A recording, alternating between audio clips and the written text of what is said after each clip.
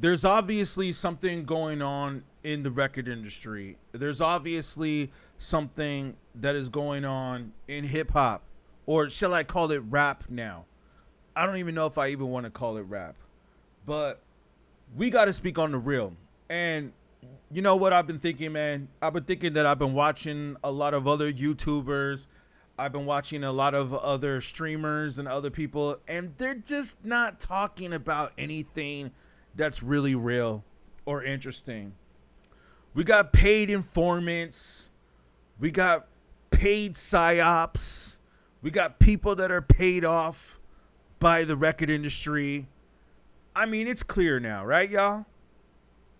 It's clear that, like I have right here, you know what I'm saying? Like on this image right here, it's clear that a lot of these people have signed the deal with the devil.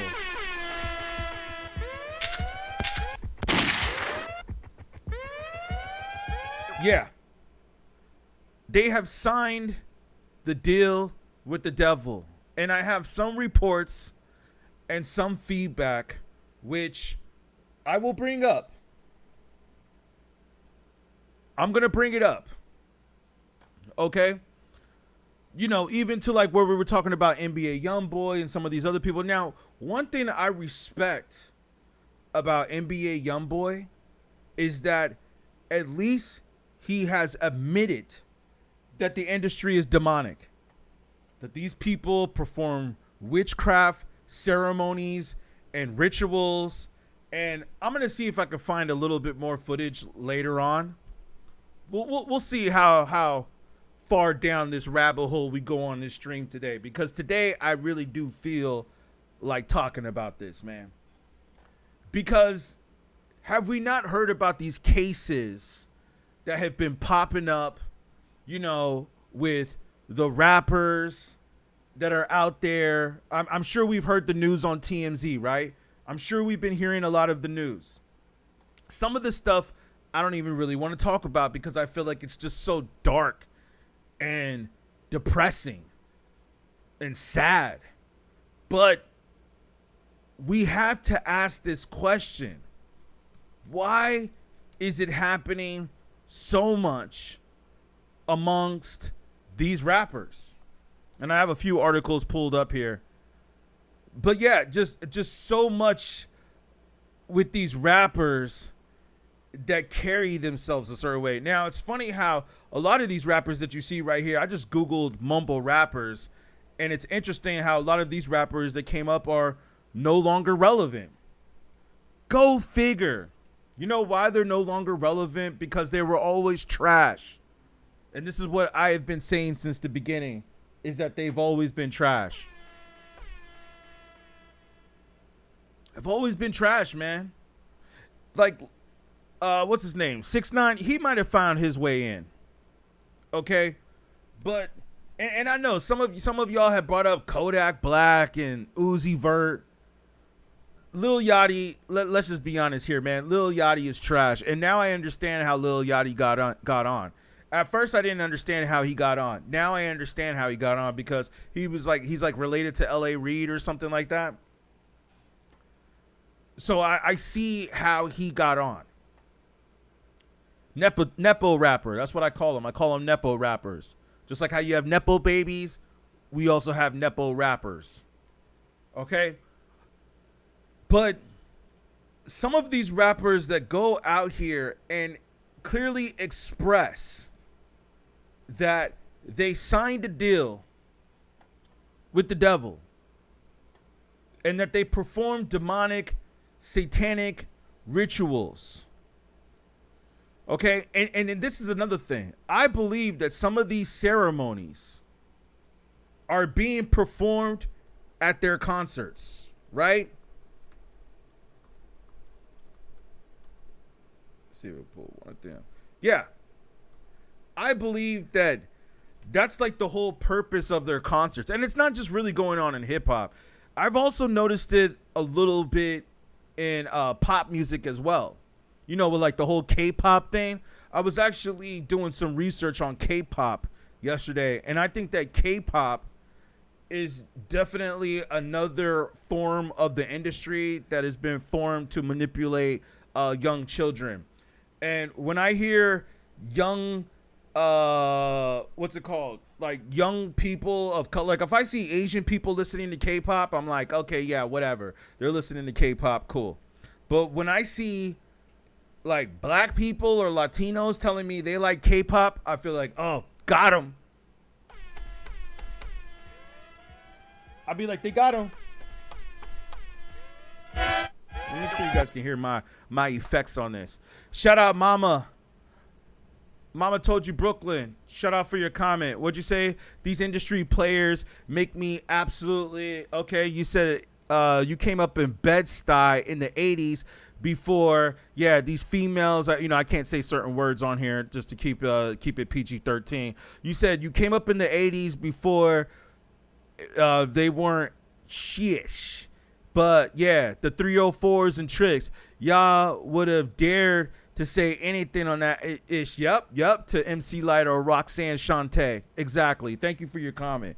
I really appreciate you. Shout out Mama PDA Brooklyn Gypsy. Thank you. And that was the other point that I wanted to get into too as well. And I'll jump into that a little bit later. But like you said, these female rappers, you're right. What is happening with these female rappers, man? And make sure you guys are liking the video too and sharing so we can get some more people up in here. We're just getting started right here. beatGrade. Let's go. Yeah, man, like Lotto, for instance. And let me see if I can pull her up. Like, how many songs is she going to have talking about her ass and about how much money she gets? Like, there is no substance whatsoever. Do y'all feel me on this? No substance whatsoever. Not to mention the new song that she just put out with Doja Cat that I'm about to pull up right here. The new song that she just put out with Doja Cat. And it's just like, okay, I get it. She's a light-skinned black chick with blonde hair.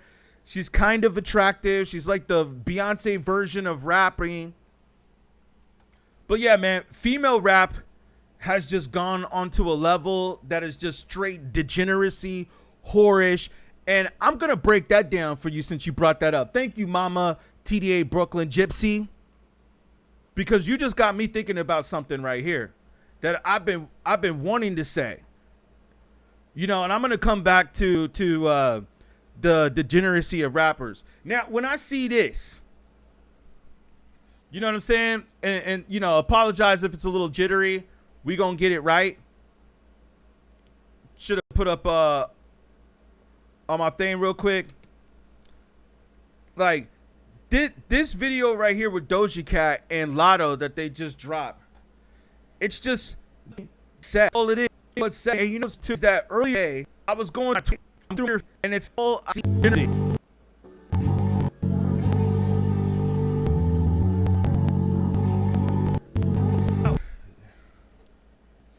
You know what the fun do about this image right here? We don't have to play the. But what the other interesting thing about this image is right here is that I've heard that Lotto, or not Lotto maybe, but maybe it's more so Doja Cat. I heard that Doja Cat don't even like black men.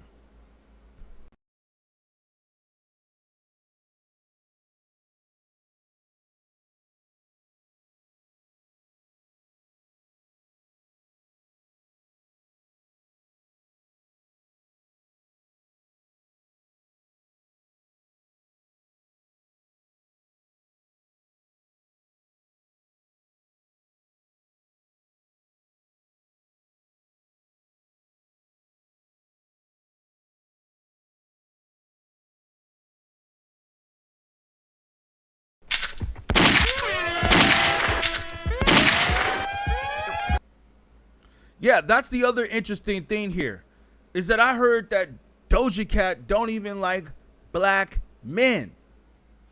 Yet, every time we see her in her new music video, she always has all these black men dancing in the background, or black men who are part of the videos and all that. But never. If we look at like who she likes to hang out with or who she likes to be around, she's always around white men. And that will bring me to my further topic. Look, I have no issue with that. We all know that, especially in certain parts of America, except for the South probably, that people are race mixing, which is all good. It's all good. I do it too. It's all good, man. I don't think that everybody should be confined to just date their race. Even though I think Doja Cat is mixed, but it's like, but don't go up here portraying a bunch of black men in your videos when all you do is date white men. Don't portray it, man. Look at what they did to Lil' Kim. She was beautiful before Poofy, you mean Puffy, but yeah, Poofy. And I'm going to get into Puff Daddy in just a minute because I think I have a video of him talking about how he sold his soul to the devil. But look at what happened before he came along. She got turned into a Barbie doll. Yeah, Lil' Kim, man. I mean, Lil' Kim is kind of the reason why we are in this spiritual warfare. We're in this spiritual warfare because of Lil' Kim. Lil' Kim was kind of the reason that started this. Hey, yo, my people on TikTok, what's up? What's up? Let's get a couple more likes going here and get a couple more people up in the feedback. Yeah, I completely agree with you, man.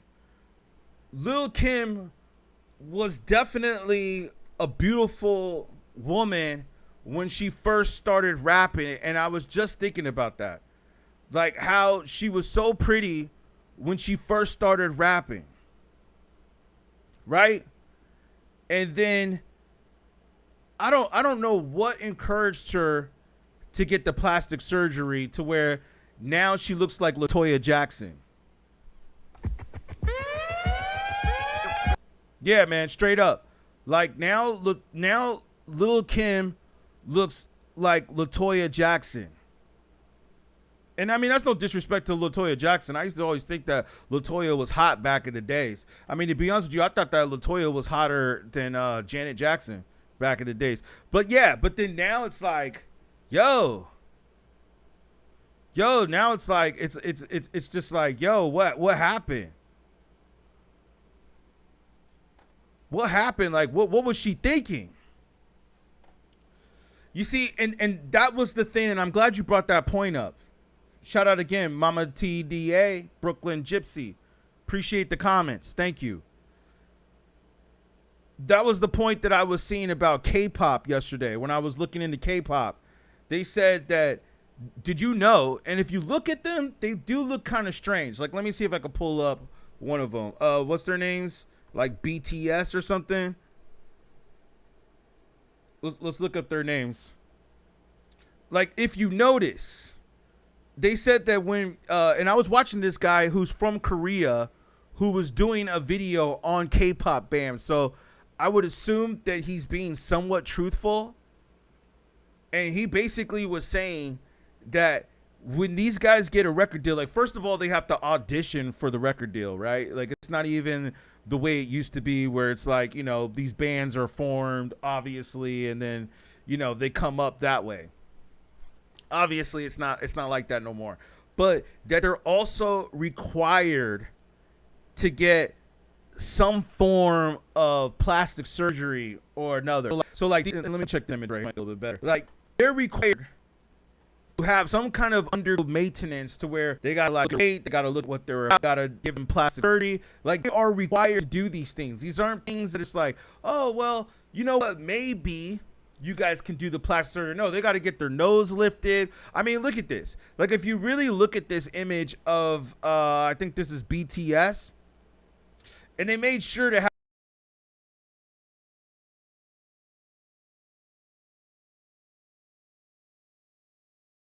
how many is there? Like 6 or 7 or 10 of them? Just to make sure that there's one in there for everybody. Yo, I've dated Asian women before. You can tell by my Asian tattoos. I'm very much enlightened on Japanese and Asian culture. Okay? And I got to tell you right here, that these dudes look like girls. Like, you could tell that they're wearing makeup too. You could tell that they've all have been. I'm gonna go ahead and say this, man. We could take it further down the rabbit hole and say these guys have all been cloned.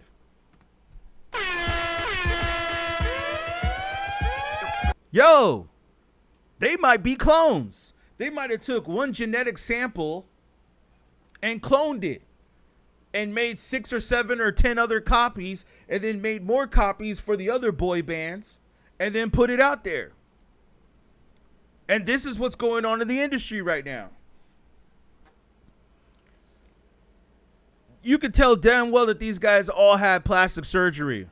Poor kids. This is huge in South Korea. Yo, this is the thing though, is that K-pop artists are not just getting huge in South Korea, but they're also now starting to become huge in the United States.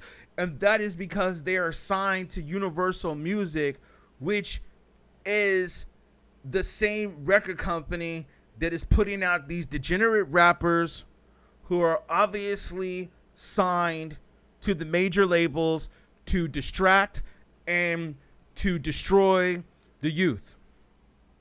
You know, it might sound stupid, but there's a movie out there that I watched one day on TV, and I was like, wow, this is actually a pretty good movie. It actually has a pretty good message. It's called Josie and the Pussycats. Y'all should go check that out if you don't, if you haven't seen it, or if you don't agree with what I'm saying. It basically explains what they are doing with K-pop. They're using K-pop as a marketing tool to control the youth. And it's having mass amounts of money pumped into it to be able to obviously generate more money. You know, I think I read that the K-pop industry is obviously $1 billion industry. You know what I'm saying? World Star says they muted me. It might be the Wi-Fi. Please bear with me for a minute. Thank you for telling me what's up though, man. It may be the Wi-Fi for a minute. Apologies. We're streaming from an underground base today. I had to stream from an underground base today, and use a different signal. So hopefully you could still hear what I'm saying. It's telling me that it's coming in right here, but yeah, let me know if it picks back up. But thank you for letting me know if it's been muted. Sometimes it might go in and out.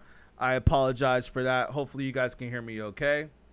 As a matter of fact, let me go ahead and play this signal once I let me go ahead and play this while I make sure all our levels are correct. Here, let me read your comment though right quick. World Star, tell me if you can still hear me. Yes, Mama TDA Brooklyn. The feminization of men, clothing, surgery, makeup, mannerisms it's actually scary watching the evolution of men. Oh, I seen that. Yeah, you sound like you might know what's up. Speaking of which, I know it doesn't always play clearly. Yeah, it might be a little bit of the Wi-Fi where we're at right here. We're in a little bit of a bad reception area, but don't worry, I'm going to work on getting that fixed in the next streams or so. But thank you for your comment and thank you for letting me know. Just please bear with me. I may be going in and out. Who knows? Maybe the Illuminati might not be liking what I'm saying. Obviously, there's that. Yeah, it seems like sometimes when we play the Twitter, it kind of trips out a little bit sometimes. So, but yes, there's actually this streamer that I'm sure you guys heard of. What's his name? Plaque Boy Max or whatever. And it's like, I feel like this dude's trying to pretend like he's Prince. Like he's really trying to act like he's Prince, right? But it's like, dude, nah, man, you're not. You're not at all. You're like, I don't even know what type of music this is. I don't know. And we don't have to play everything. We'll just play the little clip. But to go back to Mama TDA Brooklyn Gypsy was saying about the feminization of men. Absolutely. Absolutely. And it seems like this is what's being promoted. Like they don't want men to be masculine, especially black men, if you notice. You know, like I was watching TV the other day, which I rarely do, but sometimes I'll just do it to just unwind a little bit. You know, you got to like turn off, you know, because like my thoughts will just run rapid all day if I don't. So sometimes I'll just put the TV on to just unwind a little bit. And I thought it was interesting that a lot of the commercials that I was seeing of gay men, hopefully I can say that word on YouTube, right? A lot of the commercials I was seeing of gay men,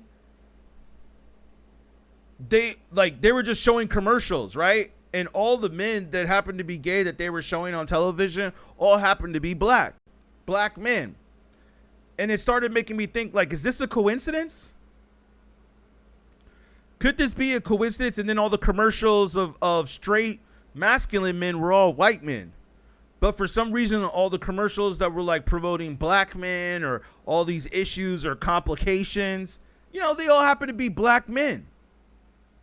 I mean, we don't have to, it's like this issue. This dude right here with the like, okay, my masculine, he's got girls. I really.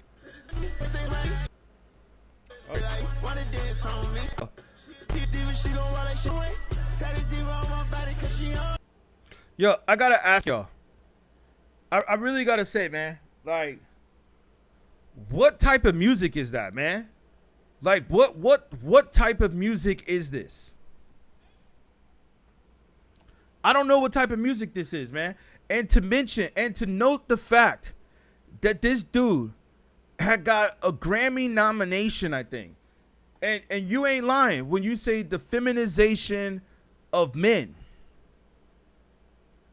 The thing that I also see more and more on this every day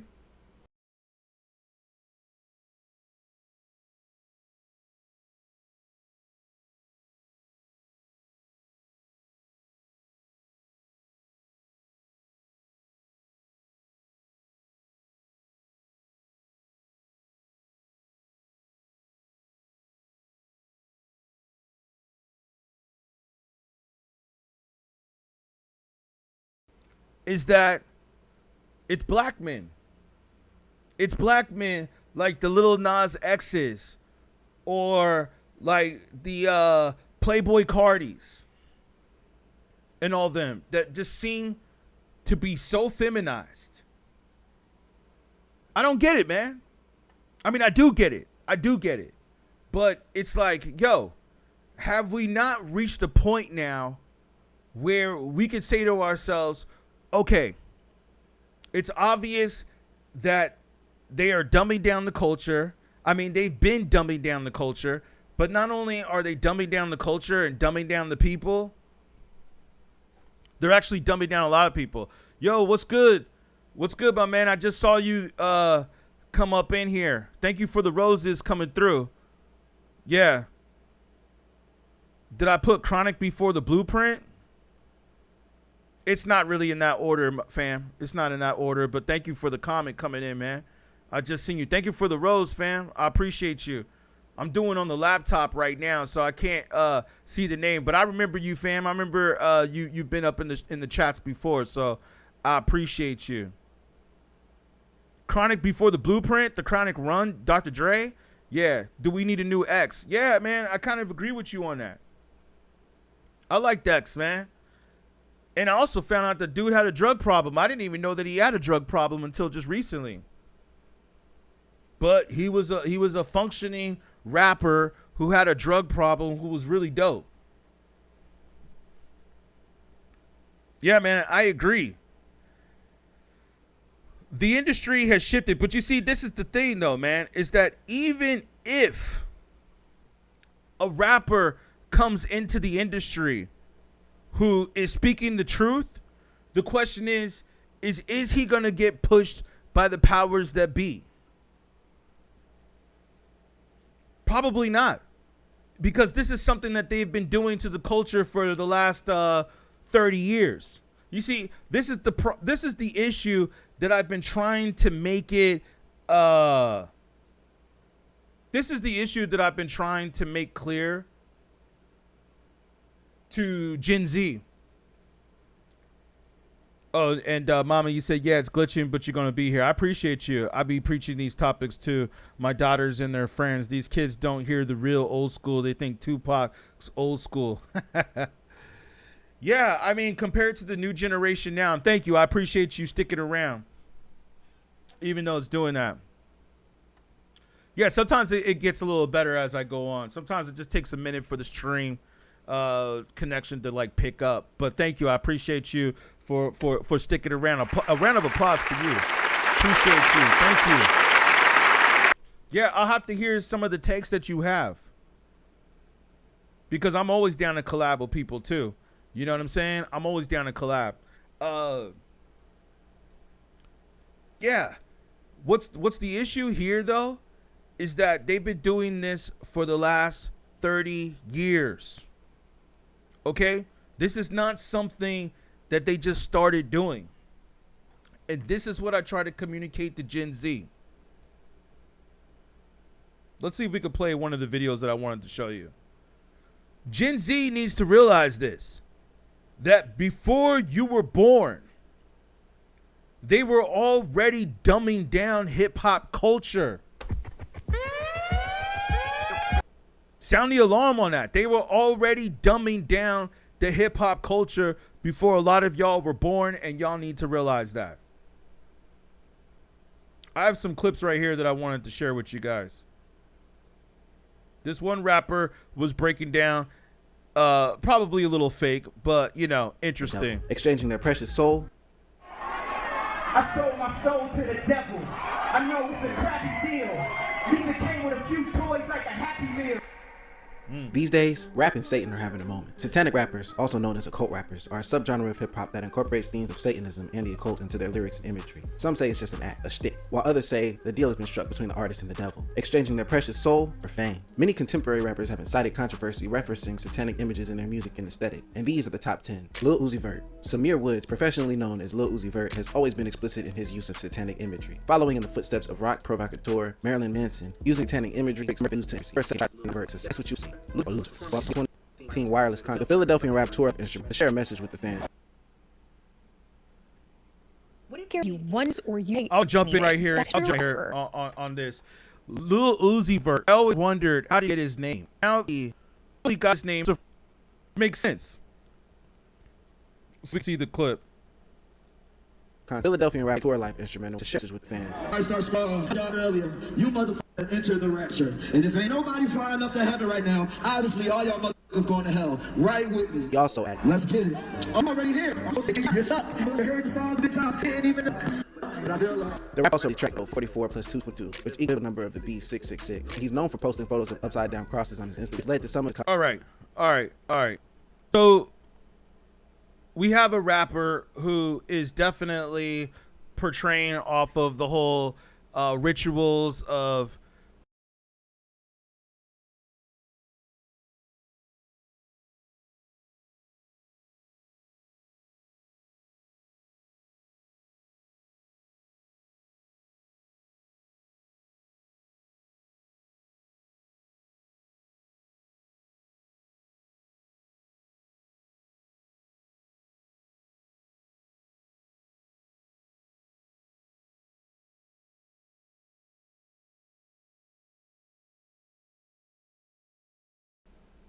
doing demonic worshiping and stuff like that of that nature.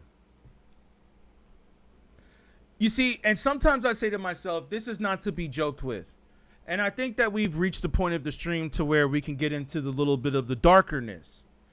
I'm sure that we've all heard a little bit of the case that's going on with that rapper, what's his name?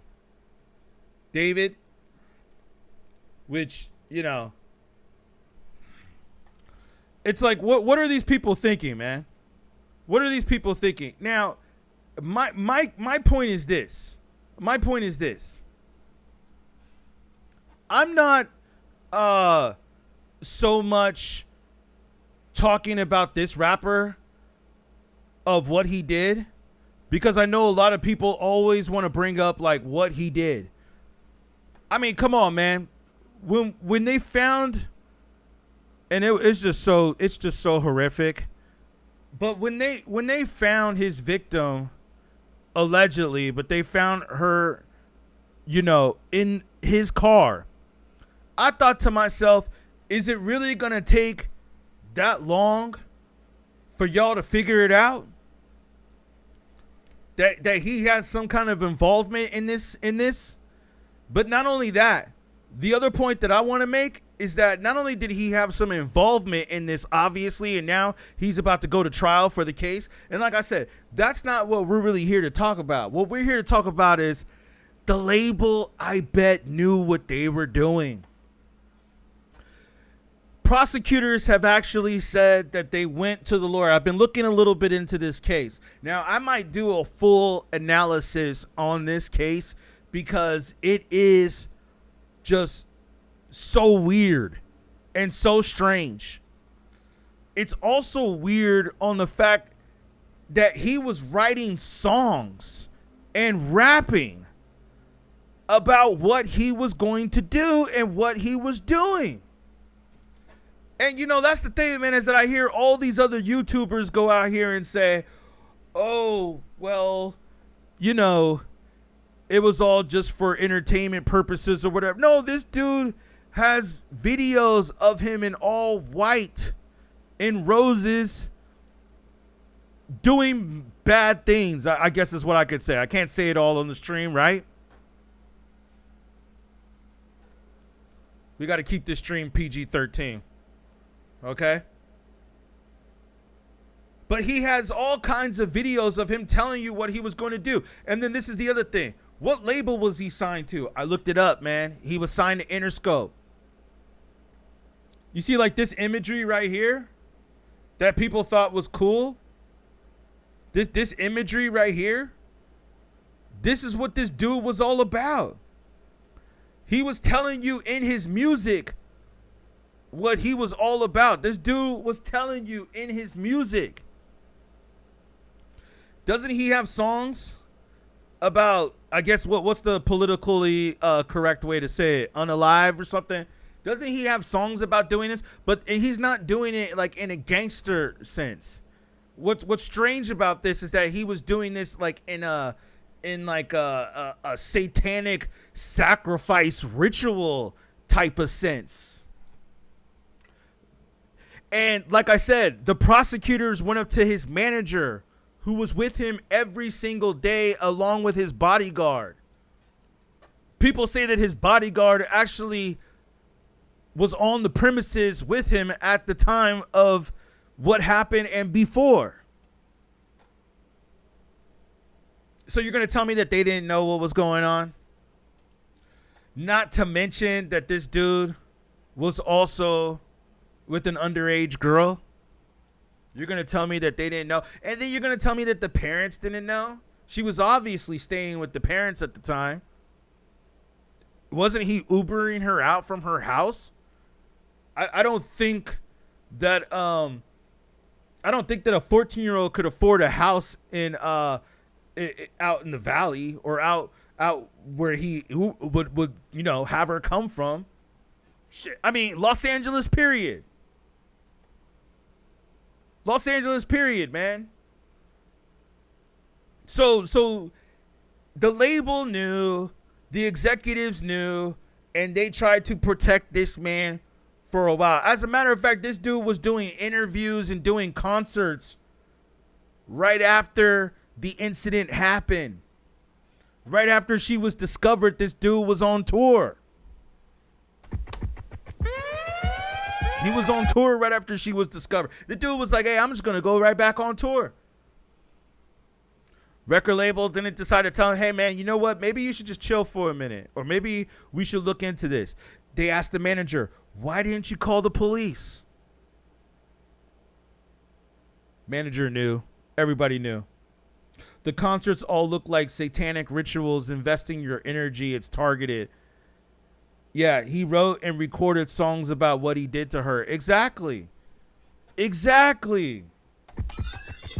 it's so creepy and so weird that I might have to do a stream just on this trial. Like, it's literally that weird. But you see, it's not really just the fact that he recorded songs about what he did to her, which is what you're right about.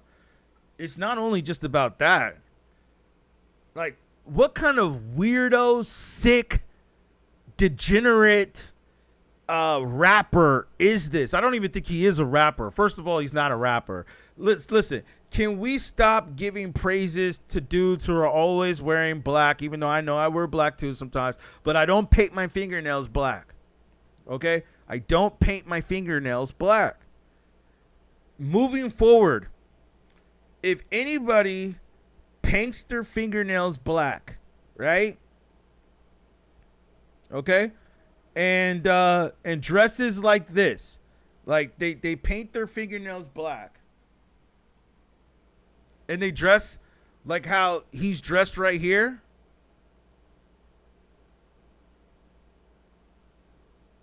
We should look at this as a red flag. This is not a rapper. This is some satanic, devil-worshipping, Illuminati type kid. That's who this is right here. And I'm gonna tell you this though. This is gonna be the flip side. This is kind of the moral of the story. This is why I titled the video or stream, "The music industry keeps signing degenerate rappers," but not just that. They keep signing rappers, and they probably know exactly what they're all about. They probably thought to themselves, "Oh, did he really do it? Did he really do this?" The romantic homicide singer. Look, this is an article that came out, I think, before it happened, or maybe around the time it happened. They called him the romantic homicide rapper or singer. Okay, good. I was going to call him a rapper. He teases what fans can expect from upcoming performance. So this dude's already being planted by the industry. That's the point that I'm trying to make. That's the point that I'm making here. This dude was planted by the industry. He didn't go up there and then the record industry was like, "Oh, what? He did what?" You know what I'm saying? Like that's the interesting thing, is that the industry jumps up and says, "Oh, he did what? We didn't know all about that. We didn't know he was cool of that." Let me just say, man, if you got a bunch of teenagers listening to this music and this dude is up here talking about what he's going to do to the women that he dates, you don't think that there's a possibility that even if he doesn't do it, you don't think that there's a possibility that maybe listen to music, go and do what he does or do what he ain't? Let's not lie to ourselves that music is not influential. Yeah, man, it's dark. It's dark, man. Woo! The record industry is dark. It's a dark place, man. But what's even darker is the fact that the record companies were well aware of what he was doing.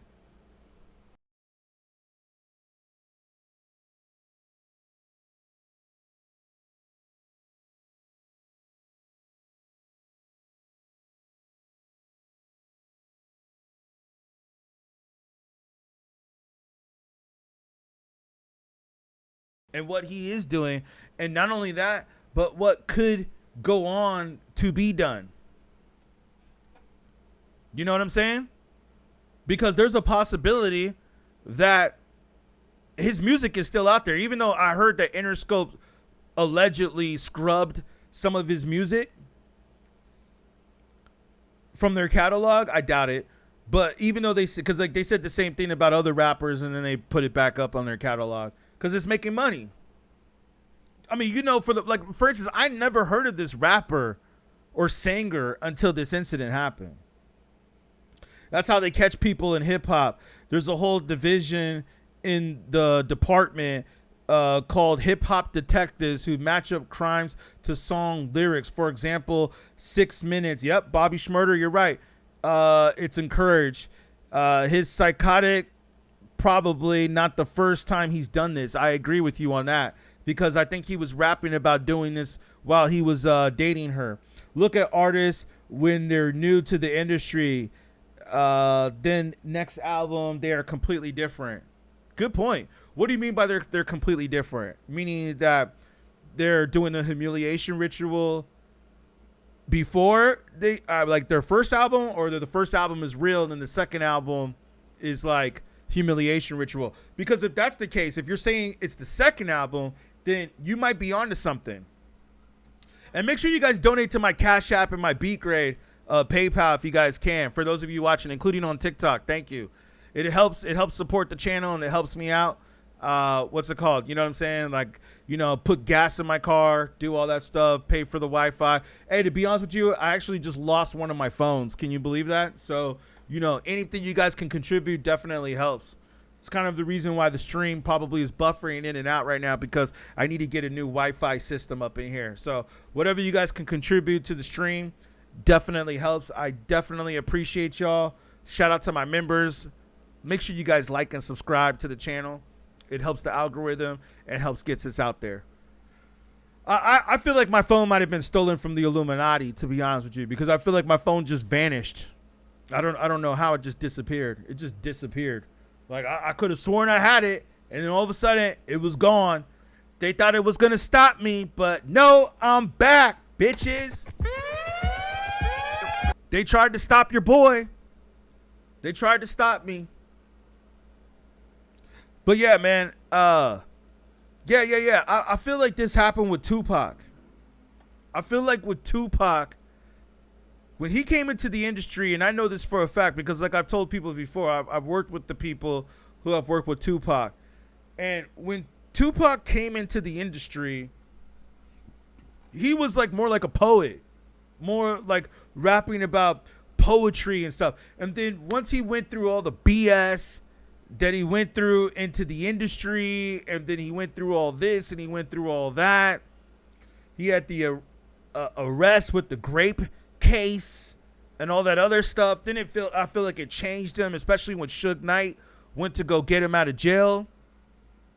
It was like, yo, after that happened with Suge, then it was just like he did the All Eyes on Me. And to be honest with you, All Eyes on Me was not my favorite album by Tupac. I've said this multiple times on multiple videos and multiple streams, that All Eyes on Me was not my favorite album by Tupac. I would say it wasn't even my top 5. I mean, I don't even think that Tupac dropped that many albums, but Me Against the World is my favorite one. Then I would probably go with Machiavelli. And then after that, I'll probably say Tupac Applause Now. I even like the Thug Life a little bit better than All Eyes on Me. And then maybe I probably would go with like All Eyes on Me or something like that. Like All Eyes on Me is like barely in my top 5 Tupac albums.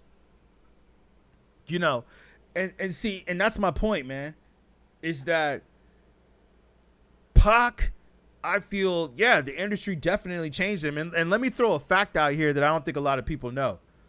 Did y'all know that Tupac never got arrested until he became famous? It's kind of interesting, man. He never got arrested until he became famous. Mama, you said how they dress, concert visuals, and vibe is dark and demonic. Yeah, Lil Uzi Vert, for example. Well, Lil Uzi Vert, I feel like he's kept that going. I feel like he hasn't changed that at all. Like Uzi has kept the whole dark, demonic thing going, and he doesn't seem to be letting up at all. But, you know, I feel like he's starting to fall off a little bit, because you can only portray that image for so long, to the point to where it just starts to feel like I said, man, I mean, I saw this video come up right here about the spiritual warfare. Let me see if I can pull that up. And let's not get into also, I mean, this could be later on. I mean, because no disrespect to Jay-Z and them, I like them and all that, but like, let's not get into Beyonce too. How I hear about Beyonce performing rituals and witchcraft and all kinds of things at her concerts. I mean, there's all kinds of imagery of Beyonce. And there was one video at the Playboy Carter. Yeah, it was this one right here. But let me see if I can find more. Where she had like the pyramid at her SoFi Stadium, where it looked like it was a portal. Like she was opening up a portal at her concert. This goes back to what you were saying, Mama. And then she had the portal right there with the sky, like it's another universe right here, right? And she like had her hands up above her head, like the Egyptian pyramid, which I understand because she went to Egypt and did all the Masonic rituals. And she had her hands above her head at the pyramid, right?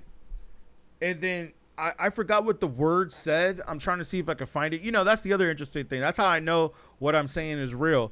Because once you try to Google something that's so simple to find, it's like now it's like hard to find it. You know what I mean?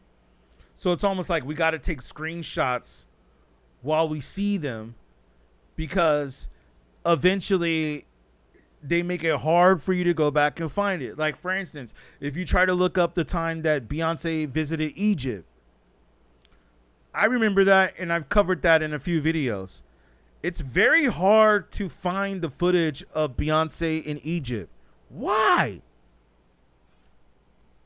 Why is it so hard?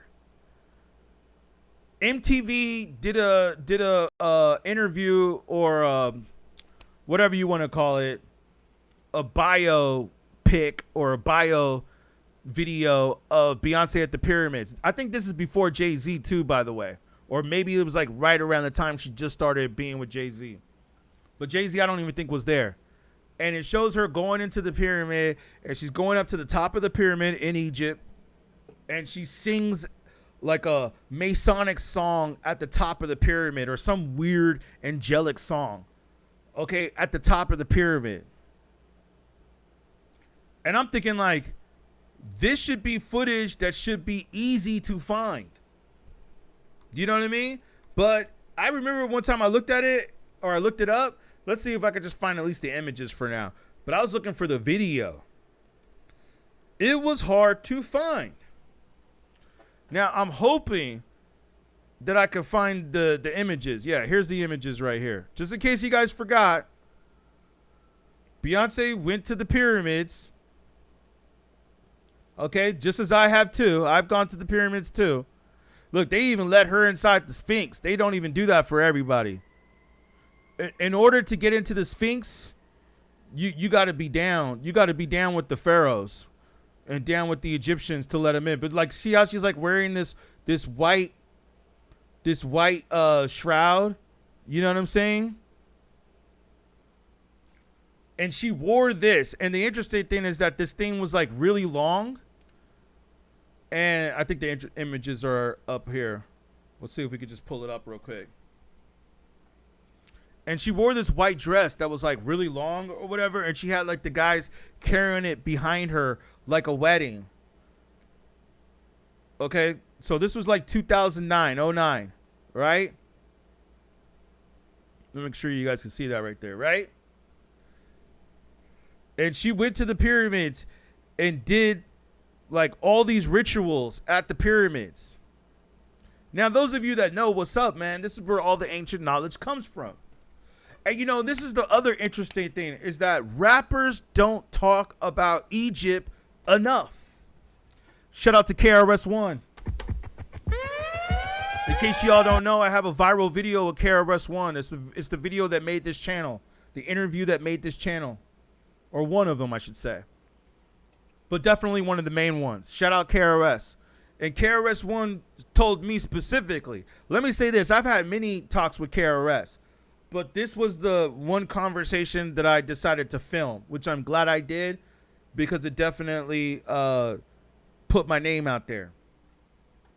KRS-One said to me that all the ancient knowledge and the wisdom of what we were doing in Egypt has re-manifested itself in hip-hop. Yeah. Let me repeat that. Classic. He said that all the ancient wisdom the hieroglyphics, the pyramids, everything that we were building in ancient Africa, that knowledge is still here. That energy is still here. And all that knowledge he thinks has manifested itself. See, and then we have the Illuminati trying to infiltrate with that stupid music. Right, we'll come back to this. We do need to come back to this though, because this is the degeneracy of where we're at now. They did this on purpose. They destroyed hip hop on purpose because they knew that the ancient knowledge and the ancient wisdom comes from Egypt. This is why all the great leaders, all the presidents, all the rulers of the world, this is why they all go to Egypt. They all go to Egypt for a reason, because they understand that this is where the ancient infinite truth and knowledge comes from. And they don't want us talking about that, man. What do they want you talking about now? They want you talking about Satan. They want you talking about demonic entities. They want you talking about witchcraft and rituals. They want you talking about doing drugs, getting money, and sex. And look, there's nothing wrong with sex, but to be presented in this type of sense of a jazzy bell with the money in the bra, like how Lotto has right here with the money in the bra. No, man, we do not need this much of degeneracy. Especially the fact that we know that our kids are on the internet. Let me read your comment. You said Pac fought it and exited to the West Coast, started wearing the bulletproof vest, yes, and portrayed being a gangster. Pac was no gangster. He embraced it for protection from the, yep. Well, that's why, and I'm so glad you said that point too, because Tupac, I feel, was one of the first ones that was out there telling us what was up with Machiavelli. Come with me, Hail Mary, run quickly, da da da da da da da da da da da. Like that song right there, like I swear, every time I listen to that song, I feel so even more so now. It makes me have more goosebumps when I listen to that song. You said Uzi embraced it. That ish wears down the soul. Yep. I was raised Pentecostal, born again Christian. Okay. Parents ran a woman's rehab in Brooklyn 20 years. You said you have seen actual demon possessions from people practicing. I'm pretty sure of it, man. I've heard that. You know what I'm saying? Oh, shout out Mama T. Shout out for the super chat. I appreciate you. Yeah. Thank you for the super chat so much. It helps. Let me give you a round of applause for that. Thank you, Mama TA Brooklyn Gypsy. Shout out Brooklyn too. Shout out BK. I appreciate you so much for the $2. Thank you so much. That helps. It goes a long way, man. I'm gonna put that in my gas tank so I can get to work. Thank you so much, Mama.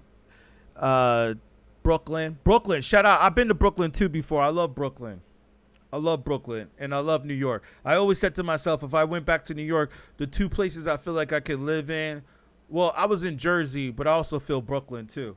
But shout out. Now, thank you so much for the support. Appreciate that. Yeah, man. And you're not the first person I've heard say this. I've heard other people talk about the possessions. I've heard other people talk about the rituals. You see, and this is the other thing that's going to bring me to the point of this. When I see these images of these women twerking like a Sexy Red or like Lotto or Doja Cat or who we have here, you know what it makes me think? It makes me think, yeah, you said Machiavelli was iconic. Exactly. Yeah, it makes me think that, you know what, I think that this music is being pushed by, well, I know who it's being pushed by, but I don't know how much I can really say on this stream. But what I will say, yes, no, shout you out. Thank you so much for the $2. I really appreciate you. Helps me so much. Thank you. Yeah, applause to you. Salute. Thank you. I will say this, man. I think that this is being controlled and pushed by the powers that be. You know, I gotta sometimes refrain from saying the word Illuminati, but I guess, you know what, we're already here, so I'm gonna go ahead and just say it. Illuminati. I think that these women are being controlled by the Illuminati, and they're being pushed to promote this degeneracy and to promote this type of behavior to women to act and behave. You know, like, I was thinking about the fact that back in the days when a man was building his empire, you had women who would help a man build that empire. You know, that's where that saying comes from. Behind every strong man is a strong woman. But we're not in those days anymore. Now, I don't know if like feminism had something to do with it, and that's a whole nother conversation. But what I will say, as far as this hip hop goes, as far as this rap music goes, as far as this degeneracy goes, it's being pushed to say that women shouldn't support a man, a woman shouldn't be faithful to a man, and men shouldn't be faithful to women either.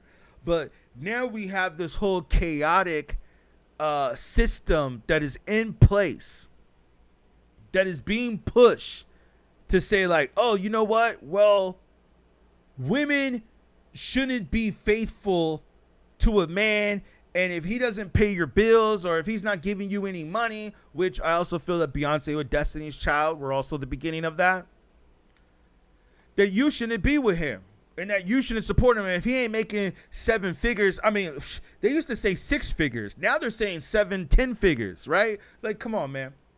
What average man is making $10 million a year? And I'm not saying that you have to settle with being average, but what I am saying is that this image has been portrayed so much amongst these female rappers about getting money and having sex with these rich men, and that if he doesn't have this empire, or even if he's in the process of building it, if it's not there yet, that you should not stay with him. And now let me say this. The men who are signing, you know, on the dotted line, or the devil, shall I say, that are signing these women to behave this way and to act this way, I feel really is all by design. It's all by design, man. It's not that they're just saying, oh, it's not a coincidence that all these women are rapping about the same thing. You know what? Because I'm just going to go ahead and just say it. I'm going to just go ahead and just say it, man. I think that these older white Jewish men are having sex with these black women, female rappers, and making them rap about this to turn them against us black men. That's what they're doing. And they're telling them, yeah, say this, rap about that, do this, do that. And it's turning the black women against the black man.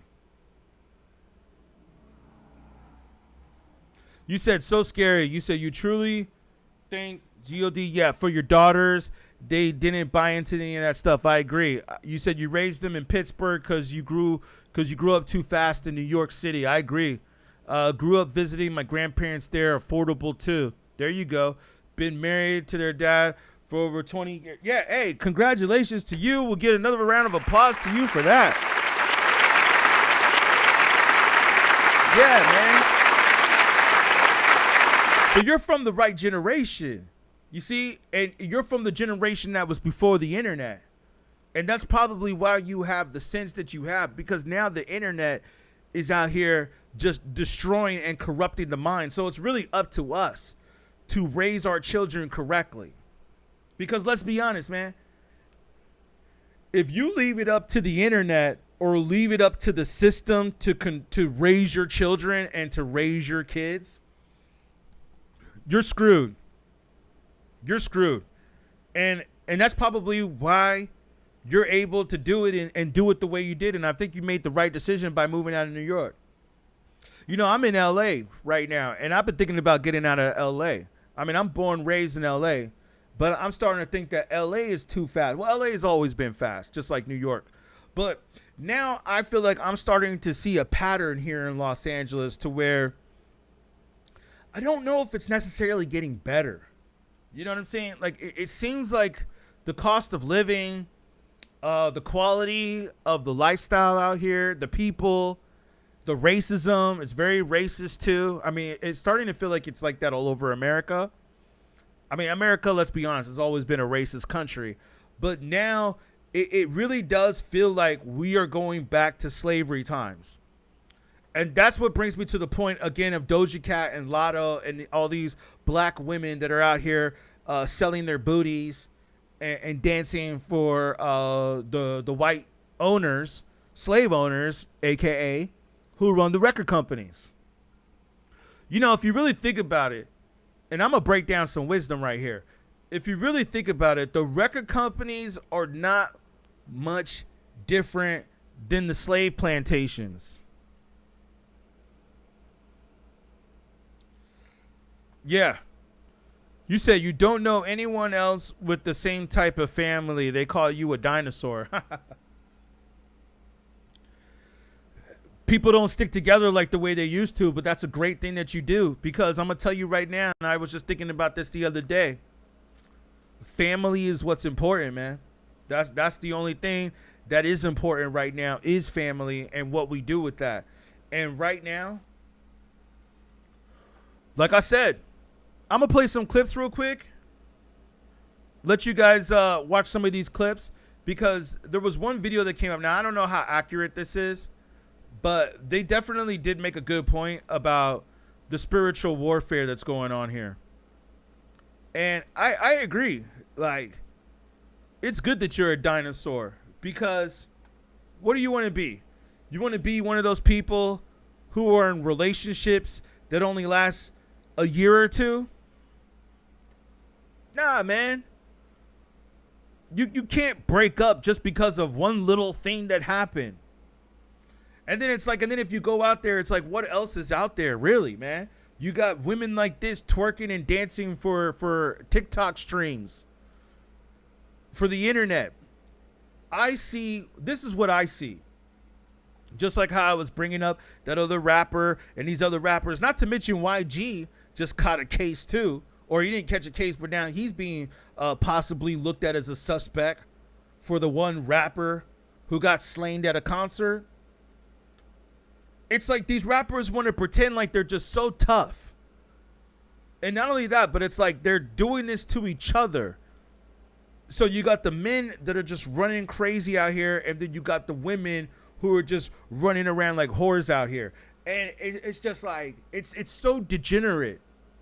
It's so degenerate that it's like, it's almost like my mind can't even keep up with all the degeneracy that's going on. Like, I am doing my best to tell y'all all of the crap that is going on in this music industry that is obviously controlled by the white man. Now, I don't want to sound like I'm racist, but I want to say we all know who owns the record labels. We all know who's the chairman of Universal. We all know who's the chairman of Sony. We all know who runs Warner. It's not black men. It's not black people.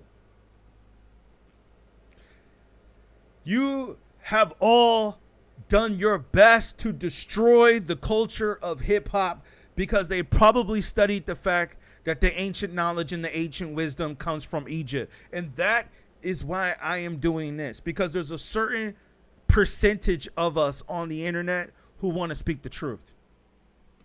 And that's how I started this channel. And that's what I'm going back to now, is to speak the truth on this. Like Wu-Tang said, speak the truth to the young black youth.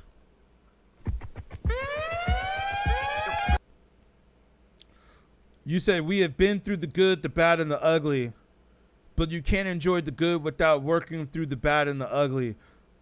Wouldn't change it for nothing. Yep, you're absolutely right about that. Thank you for the powerful points, man. You're breaking down some good knowledge, and I'll have to definitely check out your channel too and what you talk about. I know Mama TDA Brooklyn Gypsy, I know you said that you talk about some of this stuff on your channel too, so I'm gonna definitely check you out, you know, because that's what we do here, man. We always collaborate with other people and with people that we got to say what's up. So, and I appreciate you. Like you're definitely giving me some good points that I need to remember on, and points. Cause like, to tell you the truth, I was going to just focus mainly on these rappers that I know are being signed by the powers that be to push degeneracy.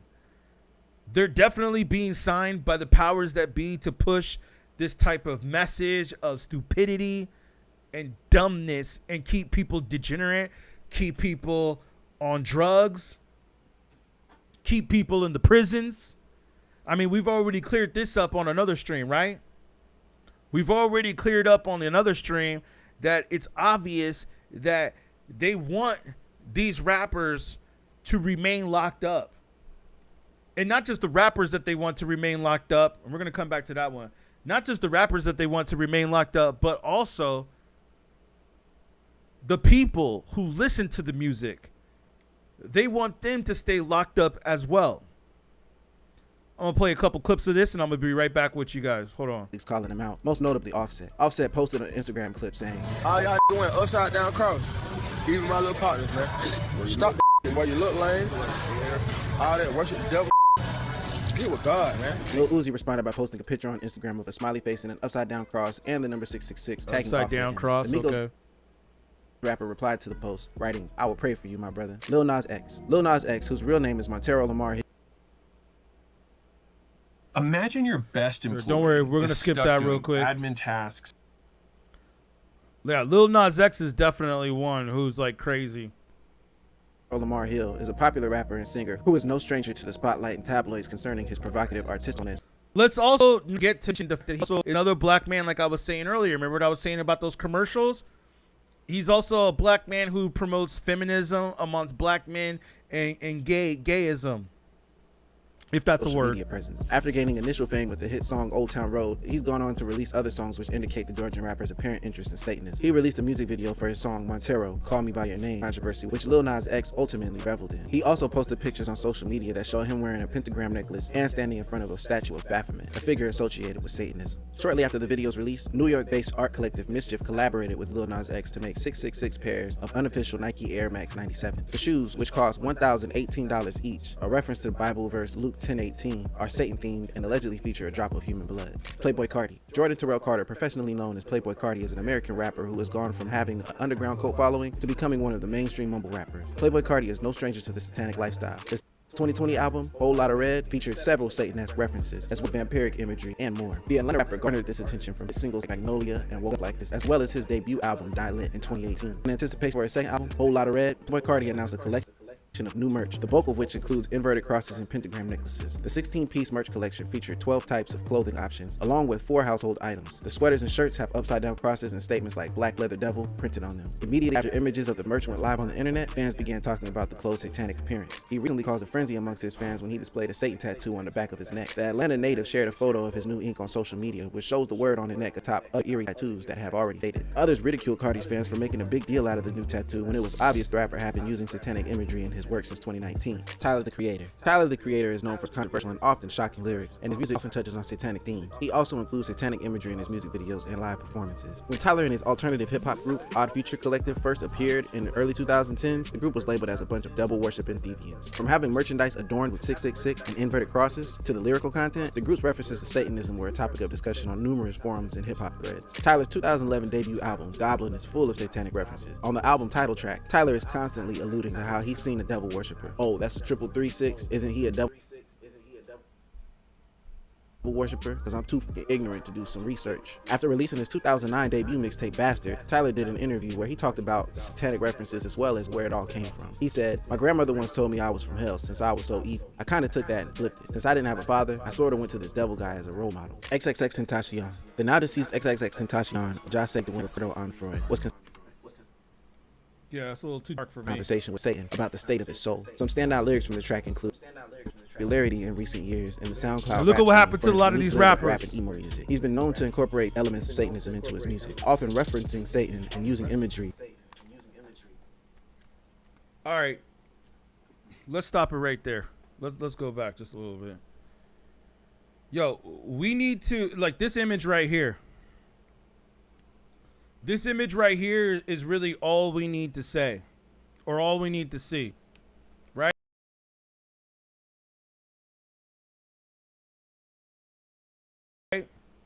Like it's just like, yo, red hair, tattoo face, pointing pistols at the camera. Yep, I agree with you on that. You said you truly speak things into existence. You're right about that. And you're right. Thank you again, Mama TDA Brooklyn Gypsy. I love you. Thank you. You're speaking so much truth. And you helped me out because you know what I said to myself? I said, I'm going to make some money on this stream today. And I did, thanks to you. So you're right. I spoke it into existence. I spoke it into existence as we speak. Not just to mention, you said you don't have a channel yet. I'm about to be starting one. I raised not just my girls, but their friends are the sons and the daughters of my house. Okay, I feel you on that. They've been telling me to start it already. Hey, I'll be here when you do. I'll be here when you do. My channel is about, well, I think my birthday of my channel is actually the same as my birthday month. Happy birthday to me. So my channel is about 11 years old now, I think.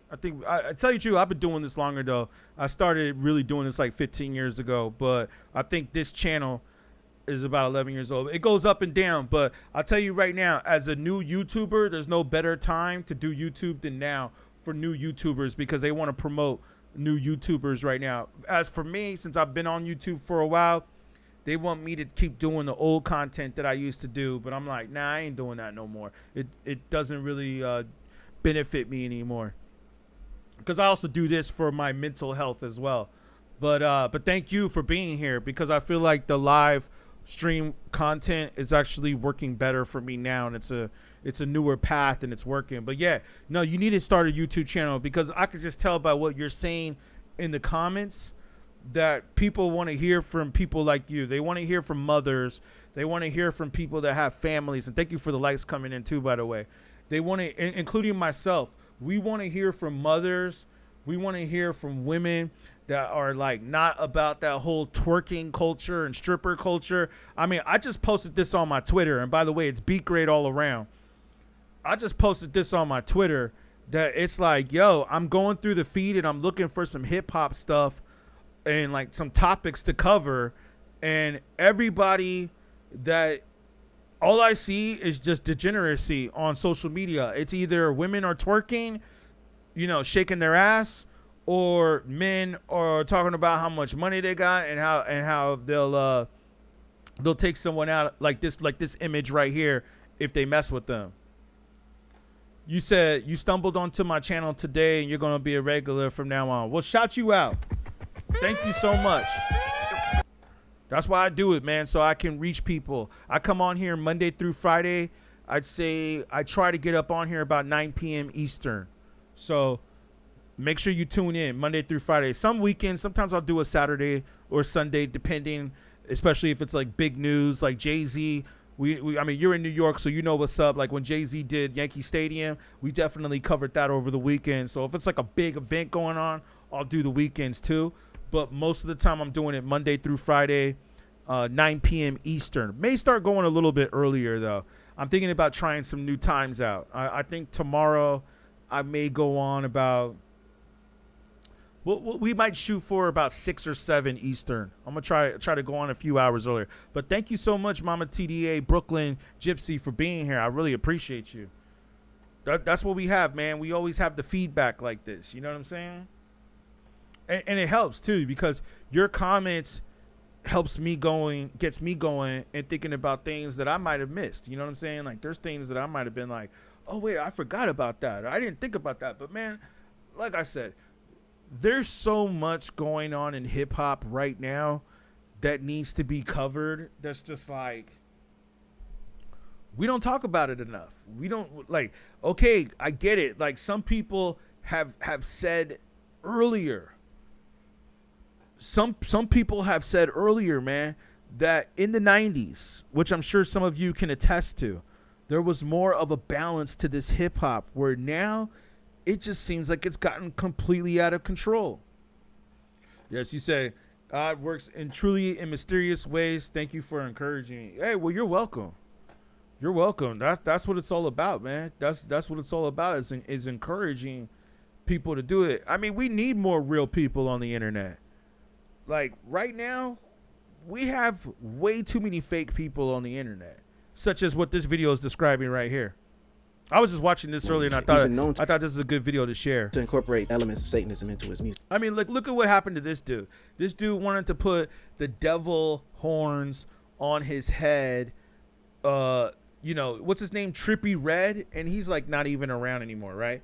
Like, I mean, he's still around, but he's not relevant anymore. You know what I'm saying? Like, I'm not trying to listen. It's sad what happens to a lot of these rappers, man. It's sad what happens to a lot of them, whether they end up in jail or worse.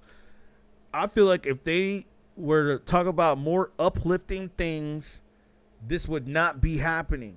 But unfortunately, this is what they want to talk about, and look at what happens, because the industry doesn't care. Like I said, man, the record industry right now, especially the way it is generated towards rap music, is like, they don't care. They'll let you go out there and pump all that stupid shit, and they'll say, hey, you know what, we're gonna put money in your pocket, we're gonna put you in the videos, like they did with that kid David. You know what I'm saying? Like, that's what I think he was pushed. Come on, man, you don't just do Coachella. Don't nobody just perform at Coachella. You gotta be like in the game. You gotta be connected. So for him to get those types of bookings, and like I said, man, I feel like I'm pretty active in the hip hop. I'm pretty active. I ain't never really heard about this rapper until this happened. I've been featured on TMZ.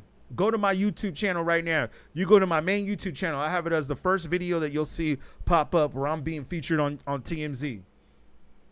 I ain't never heard nobody in the industry talk about some of these rappers until after they catch a case.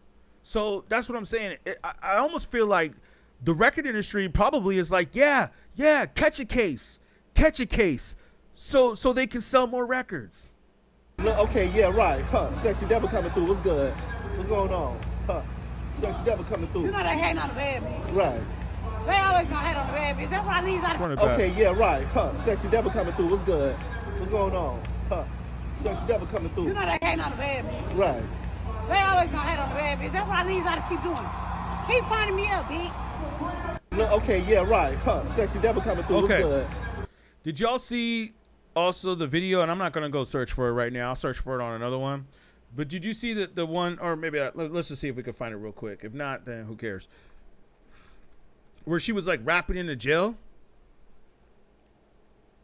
When I saw Sexy Red rapping in a jail cell, it was a video. It wasn't real, but you know what I mean? It was like portraying as if she was rapping in a jail with strippers, right?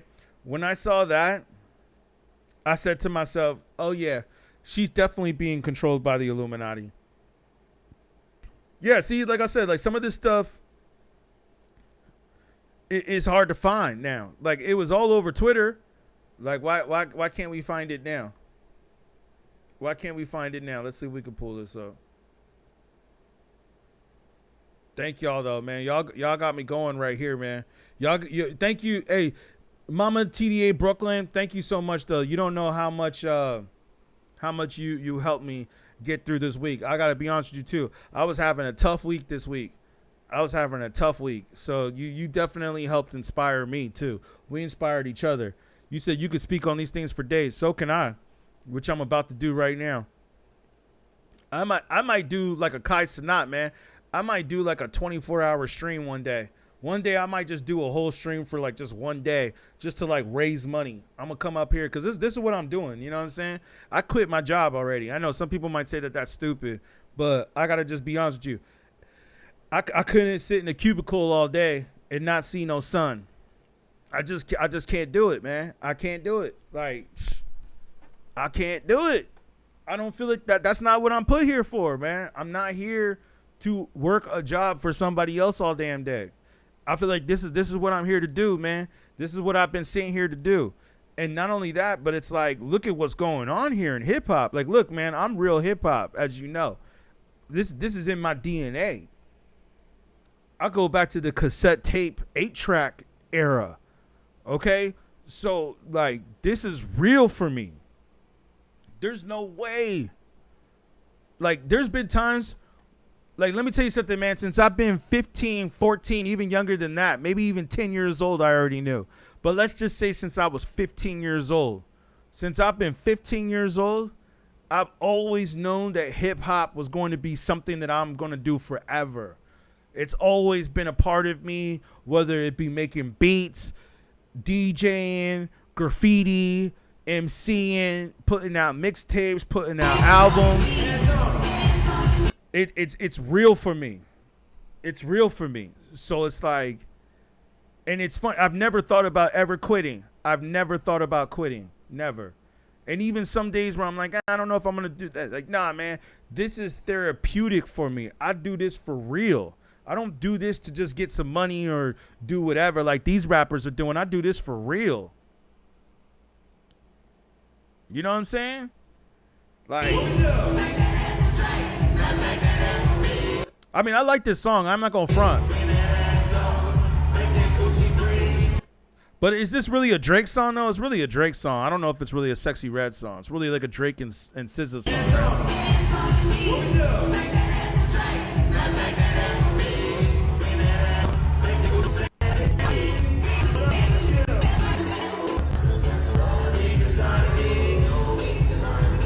Okay, the reason why I brought this up is because not only is she showing her big age, but the fact the devil horn. Did y'all notice that? Yeah, devil horn. That's why I pull this jug.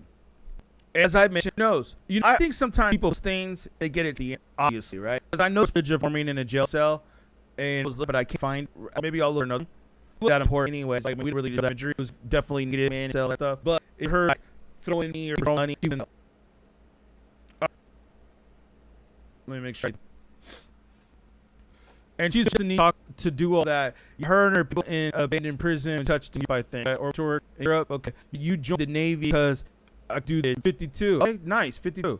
Doing graffiti, the club stuff, graffiti pop. They have definitely left out. Isn't that interesting? They definitely the graffiti part of hip hop. Let's just be honest, and you sound like you know what's up, like you come from that generation. This ain't hip hop, okay? This is not hip.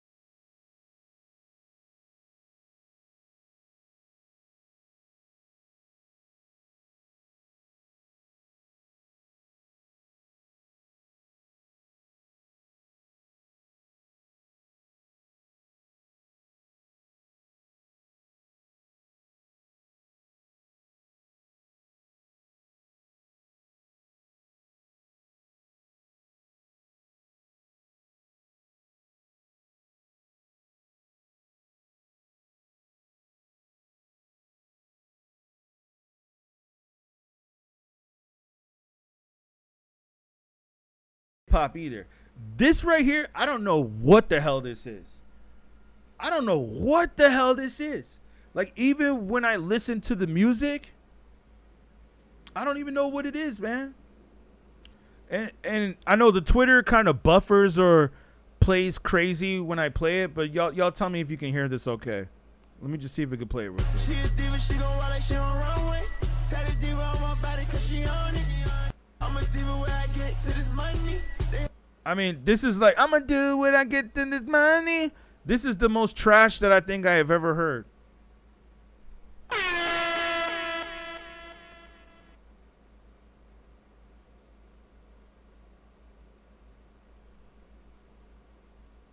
Wait, I just saw looking at the news, seeing if there's anything popping up in the news that we need to bring up.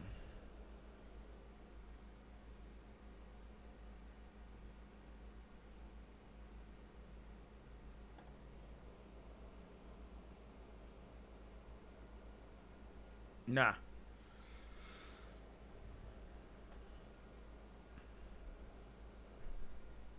Yeah, man. I don't know what type of music this is. I don't know what that beat is. I don't know what the other stuff is. Yeah, it's the Twitter. No, it's not at all. I appreciate you. Yeah, you know what? The YouTube is definitely a little bit better. Thank you for telling me that it's glitching. I'm going to shut down the Twitter. I'm not even going to play it anymore. We got to do a setting on the Twitter because they don't want us to play the Twitter. But tell me if we can still play the YouTube, if the YouTube is playing okay. Let me know if this is coming in correctly. Often referencing Satan and using imagery associated with Satanism, such as pentagrams and horns. In many cases, they Thank are you for used telling as a way me, to though. shock and provoke, as well as incite controversy among his fans and haters alike. He was seen posting this image on his Snapchat, which includes occult symbolism such as the all-seeing eye, the head. Wait, hold on.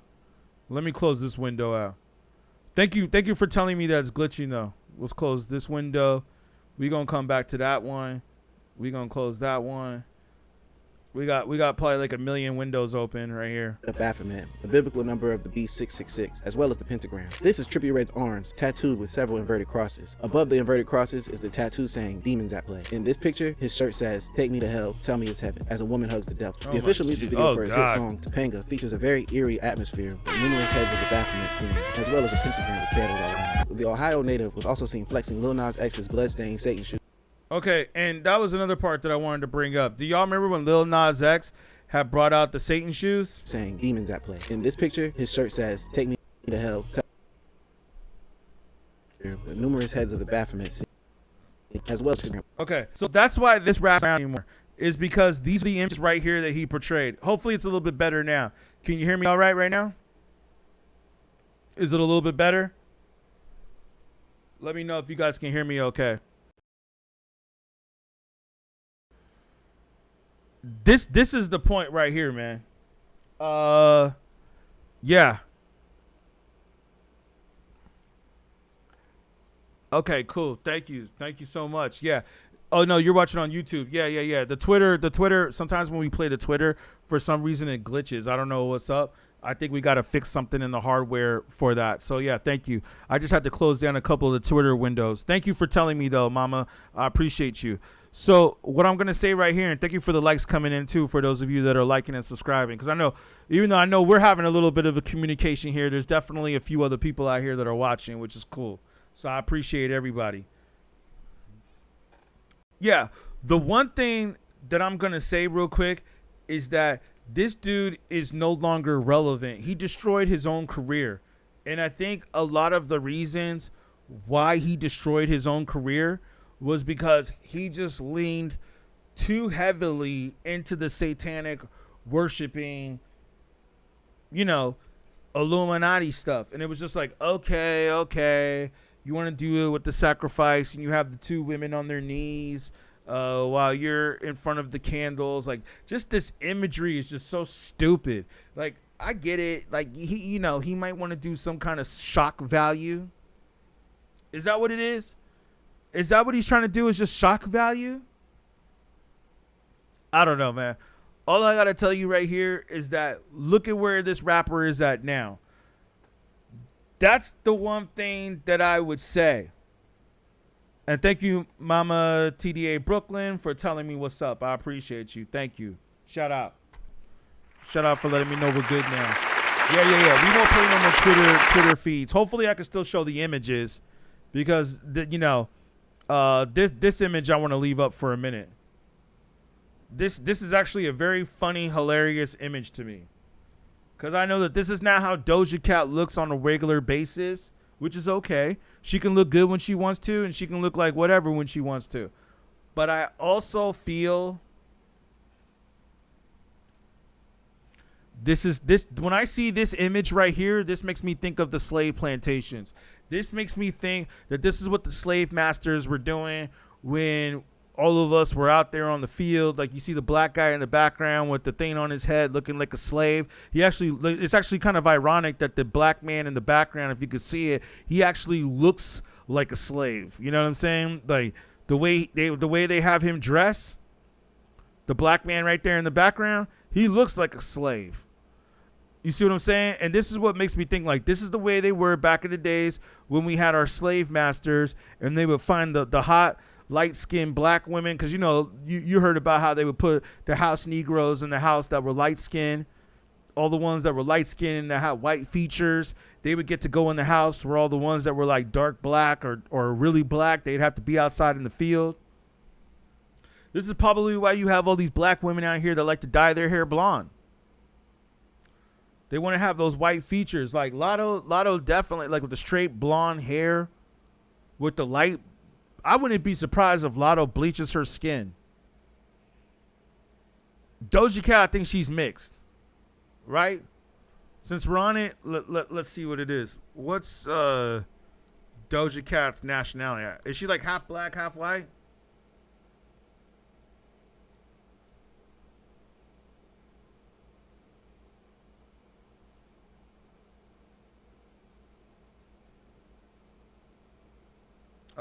Looking it up. Well, it says that she's Jewish, so that explains a lot. Not only that, but South African. Okay, so they're not really trying to say. Let's be a little bit more clear. What is her race? Not where was she born. I know she was born in L.A., but what's her race? Yeah, black and white. Okay, so she's like a Mariah Carey. Her mother was a Jewish American, and her father was South African, or is South African. So mother Jewish American, father South African. So she's Jewish. That explains a lot. Like I said, man, the house Negroes. The house Negroes are being imported. You know what I'm saying? Shock value or talking points like rhetoric being repeated over and over. I thought imagery was glorifying the slavery days too. Yes, it is. This is what it is. When I see images like this, I see the slave masters that are paying the women, especially our women.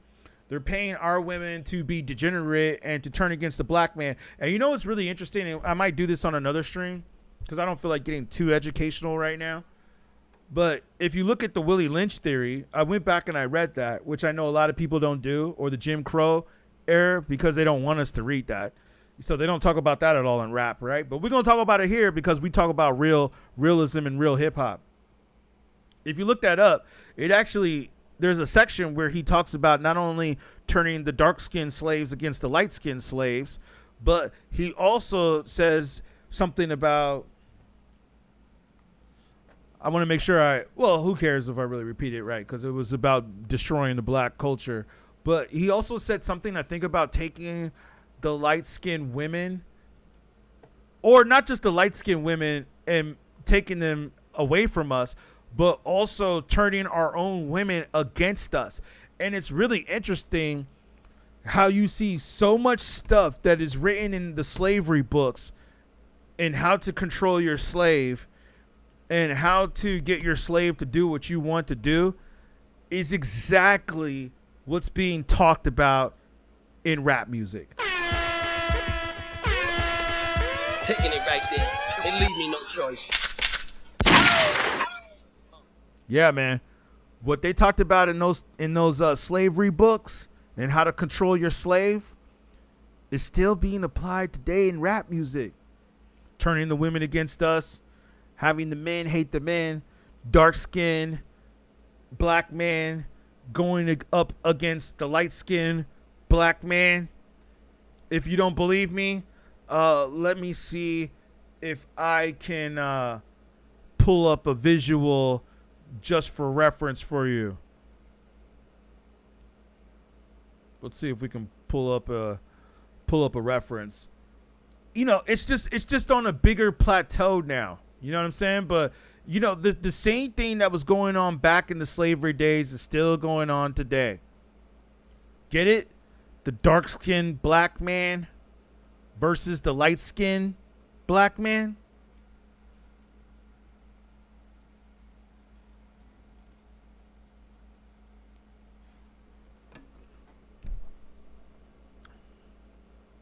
Let me see what you said here.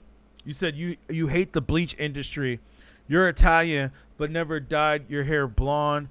In Brooklyn, we all love hip hop. Yeah, I know. I've been to Brooklyn.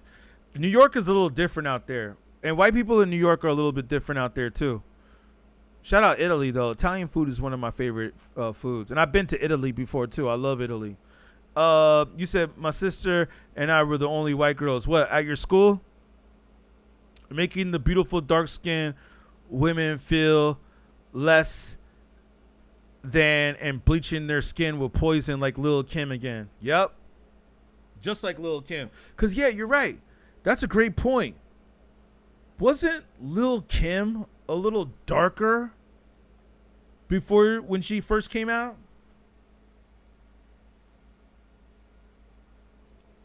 Yeah, I think that Lil' Kim was like... Oh, let me adjust this so you guys can see me okay here. Yeah, wasn't Lil' Kim like a little darker? Yeah. I thought she was. But yeah, man, I mean, the thing that's going on right here, like, and I said this before in another stream, I think that in some ways, I mean, I think that Kendrick really don't like Drake. Because, I mean, how else could you write songs about this dude being a PDF, right? You must not really like somebody if you're going to write a song like that. But not just that. I feel that the industry, especially when I saw Dr. Dre and Lucien Grange, who's the head of UMG Music, Universal, when I saw them give each other a high five at the Grammys, I said, oh, it seems like they may have a hand in this. Like, they may be part of this. They may be down with this. But yes, you're right. It's all targeted. I completely agree. But here, we don't want to get off on the whole Drake and Kendrick thing. I don't want to be sounding like who wants to be academics. in Let's the see industry. what this guy says. Understand what industry you are becoming of. Understand where you want to go. Because the music industry, the entertainment industry is ran by the devil. There you go. And I want y'all to know this. I thought it was cap. I thought the devil was cap. I thought God was cap. And I ain't gonna say I thought God was cap. I just thought it wasn't no Illuminati. I thought it wasn't none of that going. But what I want folks to know is, I know you probably seen the story I was telling about me getting booked for a photo shoot and having a real encounter with the devil. So wait, you had an encounter with the devil? Yeah. I didn't even know about that. Can you Can you explain that a little bit? They booked me for a photo shoot. This is what made me start getting into God right before I got locked up again. Yeah. This is how I knew God was talking to me, though. I was straddling the fence still on belief. This is why I'm telling you, I didn't know what to believe because I was getting into all the spirituality. I ain't know what to believe. And God sent me a real encounter, so I went up. I got booked for a photo shoot. They took me all the way up this mountain. I was on top of the mountain. We finished the photo shoot. They have OD cars. They got a 3-seater McLaren. They got a Ferrari. And I'm asking them, like, how y'all get all this money? Like, how y'all do this? Like, they like, we do demonic rituals. I'm laughing. I'm like, no, you don't, bro. I'm like, how you get this money? Don't put me on. I'm trying to get like y'all. Like, nah, we do demonic rituals. I say, so what type of demonic ritual? He say, the Illuminati never talk to you. I'm laughing. I'm still laughing at him. Like, bro, you playing a game. Like, why y'all playing with me? Stop playing. Like, how y'all getting this money? He like, bro, no, for real. Leonardo DiCaprio do all the initiation. I'm like, what? I'm like, who is that? What is you talking about, gang? He was like, he gave me a list of people who all did it. I'm gonna keep it.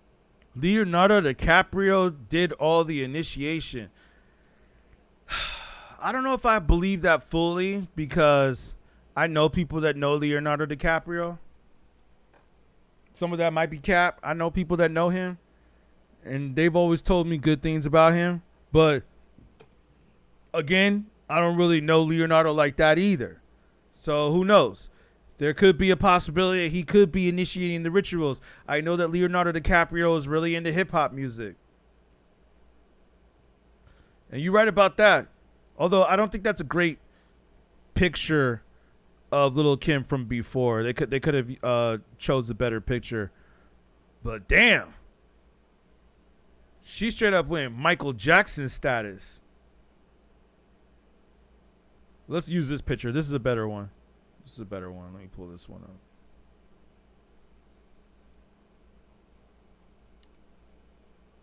Yeah, that one's terrible. Yeah, she looks good right here. This is when she started the plastic surgery, though. You could tell. This was when she was starting the plastic surgery. But, like, you're right. You said your whole neighborhood, your parents didn't teach racism. That's good. Neither did mine. But some of us had to find out the hard way, or kept us in the house. Yeah. That's good. Like I said, I'm going to check out what you're doing. I know you speaking the truth on a lot of things. Yeah. Lil' Kim was definitely very beautiful. Like, look at this picture right here. Oh, my God. Like, this one right here. Oh, it's just sad. Like, this right here. What happened? What happened, Kim? You see, that's my point. You're absolutely right. The industry came in and destroyed her. They destroyed her look. Yeah, speaking of Puffy, you call him Poofy. That's funny. Poofy, shout out to that.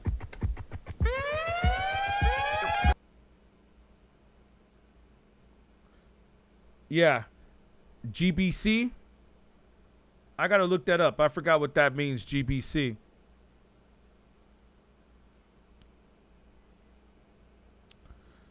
The first one is the guest list. Oh, yeah. Okay, that makes sense. But, like, right here with Lil' Kim. Ooh. Let me make it a little bigger so you guys can see it. Like, yeah, man. I don't know what happened, man. She must have had, like, some kind of mental breakdown.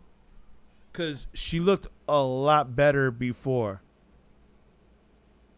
She looked better before. Like, she don't even look good now. Like, you're right. She looks like a Barbie doll. She don't even look real. And the plastic surgeons, they're just going to take the money. They don't care. They don't care. Like, look at what they did to Michael Jackson, man.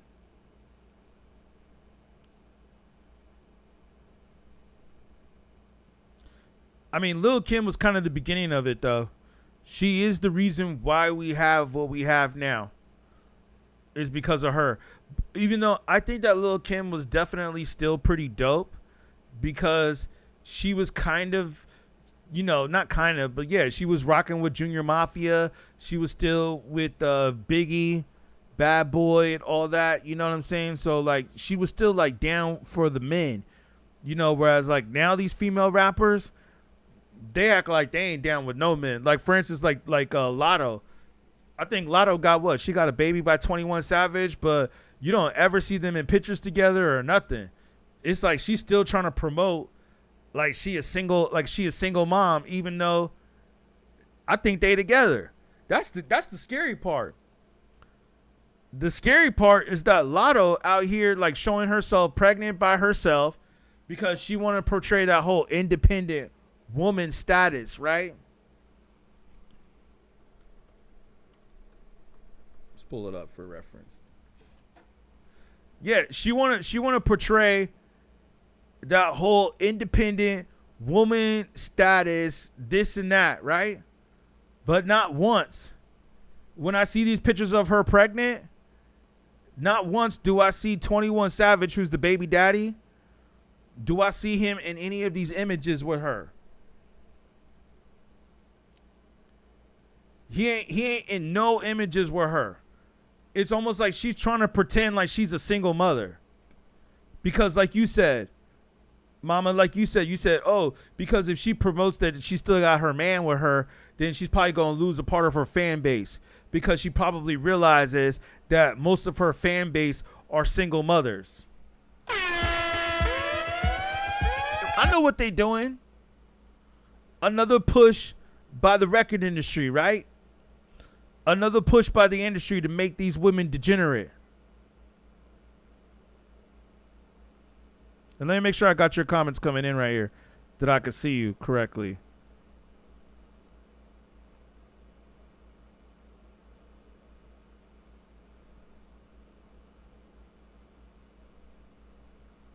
Let me make sure I got you right here.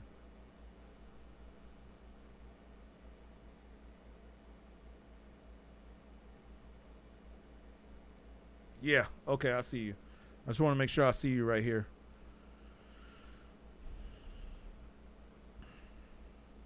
All right. What'd you say right here?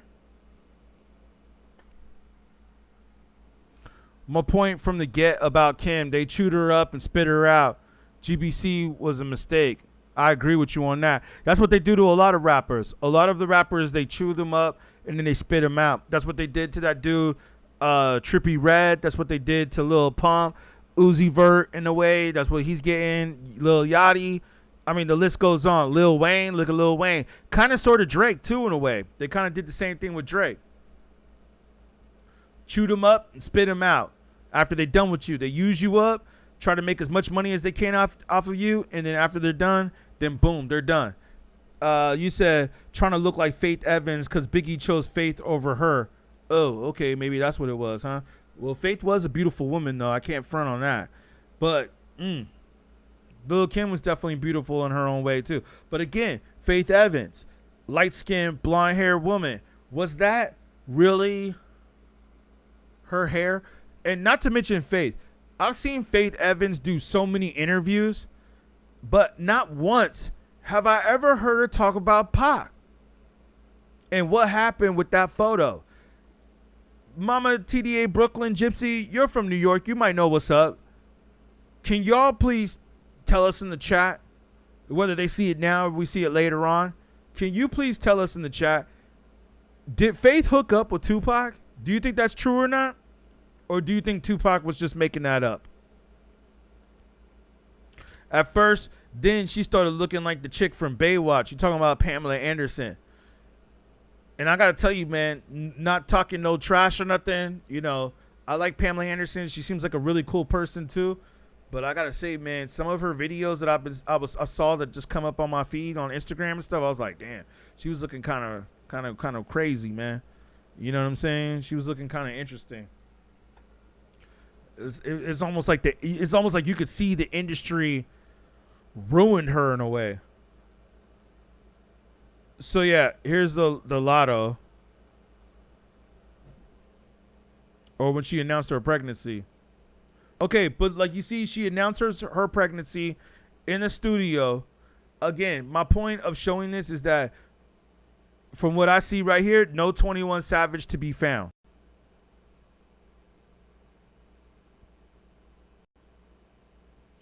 There's no 21 Savage to be found in the studio or around. Look, this is my point. She never promoted 21 Savage in any videos because people were like, who is the father? Who is the baby daddy? Remember when she first announced her pregnancy? She didn't even say who the baby daddy was for like, I don't even know how long, but it felt like it was like 6 months or so. She didn't even tell nobody who the baby daddy was. Until finally people got wind and said, oh, 21 Savage is the baby daddy. I mean, look, man, I'm looking online right here. She really out here promoting herself like she's a single mom. I think there's one picture I see of 21 with her. But now I'm going to go ahead and say this. I don't even know if it's real. It looks like it could be AI. Like you see, and just to show y'all that I ain't BSing, right here, you can see this image right here. Notice the key word. Notice the key word right here on the right. Finally. It says Lotto finally announces her birth or the birth of her child or pregnancy with 21 Savage. Finally announces. Not, oh, she announced that she's having a... I mean, I get it. You want to keep some stuff private. But you're going to go and you're going to take all these pictures. You know what I mean? Like you're going to take all these pictures of yourself by yourself with no man around. Come on. It's obviously that they want to push degeneracy. The industry pushed the breakdown of family, single moms, dads in prison. Your family is the street. Yep. So perfect. Yeah. You get another round of applause for that comment right there, mama. Shout out to you. Taking it right there. They leave me no choice. Yeah, maybe I will if you jump on the TikTok, shout out to you guys. Thank you for the round of applause. If you jump on the TikTok when I get the devices back up and running, sometimes you can jump on the stream and say what you want to say. Because yeah, you're definitely making some great points right here that I think the world needs to hear. Yes, the industry pushed the breakdown of family, single moms, dad in prisons, and your family is the street. Not who are those. Now I understand if some people maybe don't have the support system from their family that they should have. I get that. And all you can look for is to the streets for family. Okay, that's a little different. But you see, that's why, props to you, because you didn't allow your kids to be raised by the streets. Whereas some parents, they don't give a shit. They're just like, well, you're going to learn one way or another. So it's like, well, if your kid ends up in jail or worse, you can't be mad at that because you said, well, they're going to find out one way or another. I remember one person told me this and it always stuck with me. And I was like, yo, that's a good point. Where she said, if you don't discipline your kids, the system will for you. I said, yo, that hit hard right there. I was like, you got to discipline your own kids.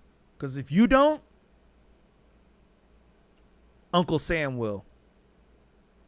Pushing gang, street life, guns, prison. Yeah, young black man. Prisons, yep, privately owned. Ooh, Pac definitely hit with that. You know who else also brought that up? Crazy Bone from Bone Thugs and Harmony. We covered that on another stream. I might have it pulled up in a different video, but you can research that or search that. Where Crazy Bone. He talks about the jails and the secret prisons, the privately owned prisons, and in order to keep those prisons filled, so they make money because they get a certain amount of money when they have a certain amount of inmates in the prisons. They said, well, they need the rappers to promote this type of music because anybody that's smart or that studies Egyptian culture, that's why I have Beyonce pulled up here with how she has the pyramid so much in a lot of her music. Anybody that studies knows that music and frequencies are very important and control what goes on in the industry. And they can control the mind and they can influence. Well known, Pam had her breast implants removed and won't wear any makeup when she does appearances. Pam caused a lot of young girls to embrace the implants and surgeries too. Was never a fan of Pam's. Good point. You said my generation was the last one who just wanted to get along and have fun in hip hop, kick the gangs out of NYC, then next ones embraced them and the Bloods and Crips took over. Yeah. I mean, well, yeah, you definitely had the Bloods and Crips in the 80s and the 90s. That's for sure. Well, it's funny, too, because in LA culture, Bloods and Crips were always a part of that. But then once it started getting around New York and Detroit was just crazy to me. Because, like, my family, too, my family's from Detroit. And I remember when I was staying in Detroit for a minute, I remember I was meeting people that were talking about they were Bloods and Crips out there. I was like, wait a second, there's Bloods and Crips in Detroit? I was like, yo, that's an LA thing. I was like, what? Bloods and Crips in Detroit? Candles all around it. The Ohio native was also seen flexing Lil Nas X's bloodstained Satan shoes on his Instagram.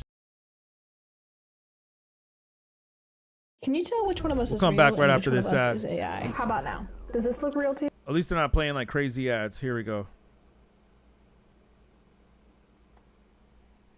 With only 666 pairs in existence, Trippie Redd made sure to get his hands on a pair, complementing the diabolical themes seen in his music. Lil Pump, Gazzy Garcia. Not to mention that Nas X had the blood in the shoes. He said he had real human blood in those shoes. aka Lil Pump, is an American rapper and songwriter who has gained popularity for his energetic and boombastic style of rap music. He's one of the most prominent and controversial artists in the industry right now. His No, he's provocative not. antics have recently included incorporating satanic and occult themes into his aesthetic. I was like, wait a second. How long ago was this video done? 3 years ago? I was like, man, I never thought that Lil Pump was one of the most predominant people in the culture right now. Don't get me started on the frequency getting changed and its effects. Yeah, speak on it. The frequency. People don't understand the frequencies.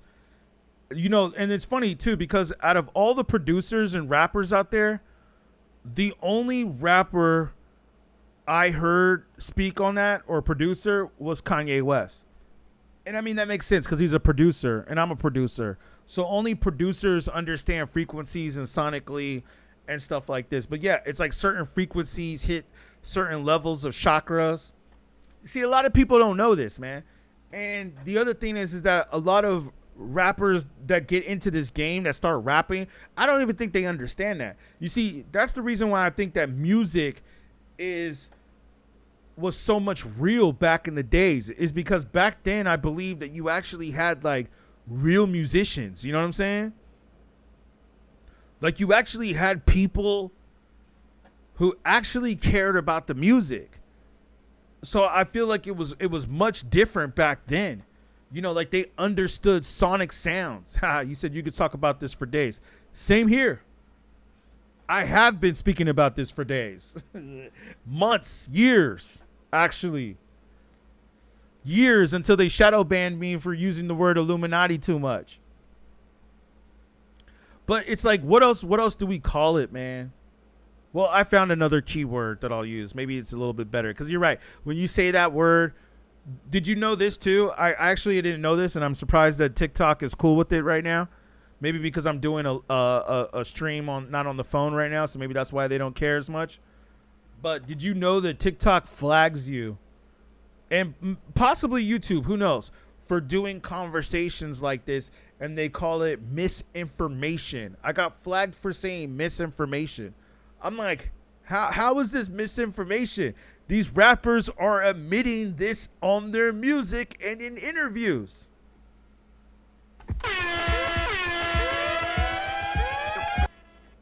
How is this misinformation? They're saying it right on their streams. They're saying it right in their videos. I don't know. In music videos. In the music video for the hit track Illuminati by Lil Pump and the Newell AA, there are enough satanic references to make a priest whip out his holy water. The video starts with the Newell AA laying in a coffin, then immediately comes back to life and starts rapping. This represents initiation rituals in which the candidate dies and becomes reborn. When he starts rapping, we see an image of Oxy. Essentially, Lil Pump says the Illuminati allows him to purchase a Bugatti and drive a Ferrari while incapacitated on opioids. Allows him to drive a Ferrari while being incapacitated on opioids. Notice how a lot of these rappers that were talking about all this BS are no longer relevant. Coincidence? I think not. You know why? Because I think these sayings have been around since the beginning of time because they're true. And that is that the truth will set you free. The video also features Lil Pump surrounded by a hellfire, as well as other notable signs of the occult, including the one eye sign and the head of horned beast. Young Thug. Young Thug is considered to be an influential figure of his generation. Known for his eccentric vocal style and fashion, his music has impacted the modern sound of hip-hop and trap music. His 2018 EP, Hear No Evil, featured a track called Up, and the music video for this track was met with controversy and scrutiny concerning the affiliation of the music industry with Satanism. Up by Young Thug featuring Lil Uzi Vert is one of the most blatantly satanic music videos in the history of rap, and you only need to see the first 7 seconds to convince you. This video has no cohesive theme or narrative. It is essentially Young Thug and Lil Uzi Vert bouncing around while intense occult and satanic symbolism flash on the screen. The video description is basically, we own these two dudes, as the entire set looks like a satanic lodge. The video begins with a soulless girl crawling on a checkerboard floor surrounded by red drapes. To make things extra satanic, the scene is upside down. It also includes numerous shots of owls, which have been a long-time symbol representing the occult elite. There is also a shot of a girl with 7 eyes, which can be alluding to several Bible verses mentioning the 7 eyes of the Lord. Psy Baby. One of the lesser-known rappers on the list, Saheem Malik Valerie, professionally known as Psy Baby. The Atlanta rapper game. I think I've seen this rapper before. Look, yeah, I seen him before. I didn't know who he was, but I remember I seen him when I was at a concert and he went up to perform and I was like, this dude seems very satanic. And that makes sense to me. Like I said, man, a lot of these rappers ain't around no more except for Young Thug. But Young Thug just got done fighting the case, right? And lost all his friends and everybody. So it kind of makes sense. Yeah, this dude. Yeah, I remember him.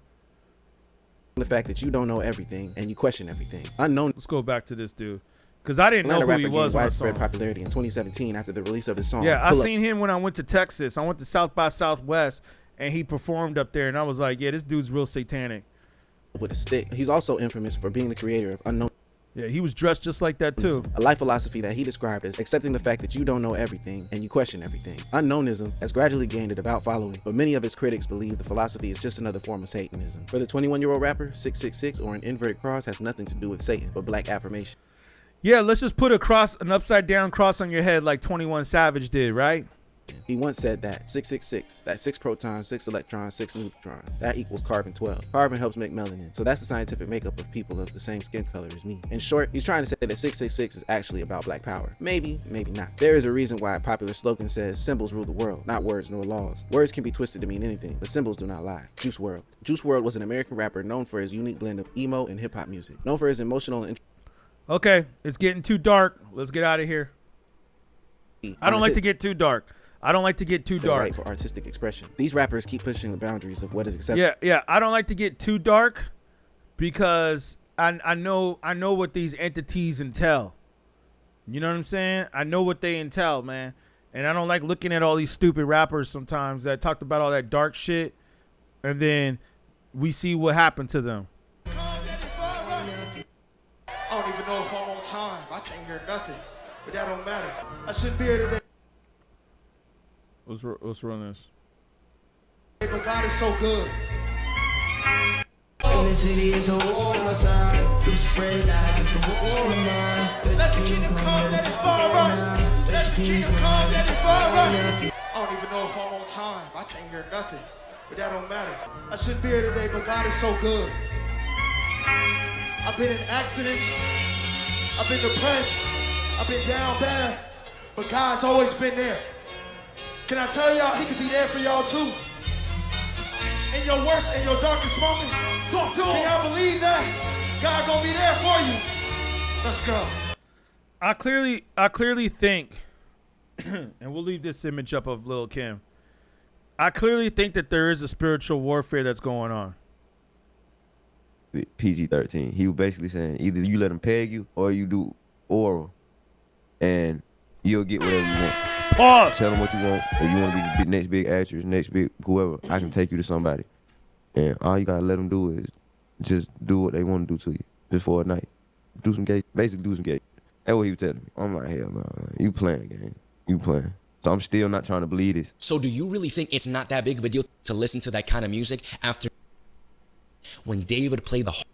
Let's see if we can see if it doesn't carry the whole love. That doesn't matter. The enemy doesn't need profanity to get access. He just needs your agreement. And he like, this when they get to laughing, they like, oh, we need to take him to the booty club. Stop playing with me, bro. He like, bro, I can make it happen. Now, while they doing all this, I'm trying to call my Uber. We on top of the mountain though, so I don't got no service. I'm like, all right, I see which one need to work on me. They take off. The people who booked me, they take off. Like I tell them, I'm like, all right, y'all can take me to y'all Korean barbecue. I'm telling them this because they were telling me, they was like, when I start calling my Uber, my flight was finna take off. They was like, man, your flight finna take off anyway. Let us just get you a hotel and you can come get some food at our Korean barbecue. I'm like, at first I was like, nah. But then I ain't had no service to get downstairs. Get down the hill. Right. So I'm telling them, take me down to the bottom of the mountain. And when I'm not telling them this, but in my mind, I'm like, I'm gonna let them take me to the Korean barbecue. Then when we get down there, I'm gonna just call me an Uber and go. So I tell them, like, take me down to the Korean barbecue. They're like, okay, Shmoo, good, okay, boom. The people who booked me left. After they leave, I'm in the car with the other dude that they called up that was shooting me. Take pictures. He come up, he like pictures with celebrity. Look like he was rich or famous. I get in the car with him in the 3-seater McLaren. This man, as we going down, see, on the way up, we go all the way up like in the swivel, like, all the way around. Yeah. Way down, we take right. So he not going the same way that we came up. So they're not trying. Okay. I'm like, take me on, man. I'm like, I want to get something. I'm not going to take you on. We should get you this face change in front. You see Venom? Like, yeah. Like Spider-Man? Yeah, for Spider-Man. Kind of like that one, like, OD, like, long, like, the veins OD long, like, about face. Like, probably about, like, right. Like, all I say was, like, oh, kind of like the saying. Like, how you somebody morph or something like it all off. The Bible says, enter for I think this is a religious, but interesting. I think I've heard the story before, but I'm glad to have pulled it up again. You said you remember Kanye and his backpack and skateboard when he was just a kid. Yeah, college dropout. We were talking about that. And you said you think he was given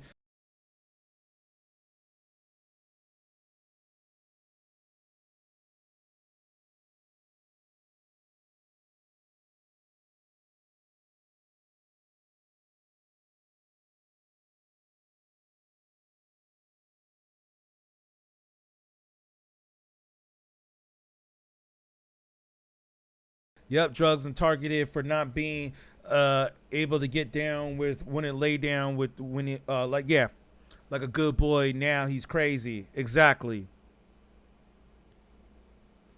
And lean opiate. I don't know if I could say all those medicines or medicinal purposes on the stream, but yes, thank you for putting that in the comments. We can see it right here. Addictions took him out. They glorified satanic rhetoric without knowing it's real. The ritual imagery is really a ritual being conducted, speaking jokingly about selling their soul, and then they realize that's what they just did. Absolutely.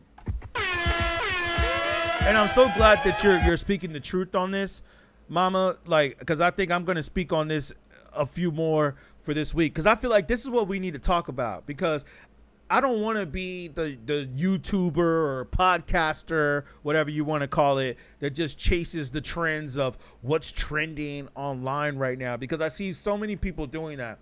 And I think the reason is because a lot of them haven't really taken the time to look within and understand what's going on out here or understand the consciousness. And I feel like with me, I've actually taken the time. I've been taking the time to like study this stuff and really understand the consciousness. And plus, I do this organically. I'm not being paid off by the Illuminati to spread lies and tell you degeneracy and follow which rapper is going after who or beefing with who or is in prison like some of these other streamers do. That's all they talk about. I mean, I thought that Joe Budden was one of the ones who was real before. Now he wants to talk about who's dating who. Charlemagne, I used to listen to him. Now he's like the new Wendy Williams. Academics, come on, let's just be honest. He's a paid agent, like how they used to put psyops in the Black Panthers.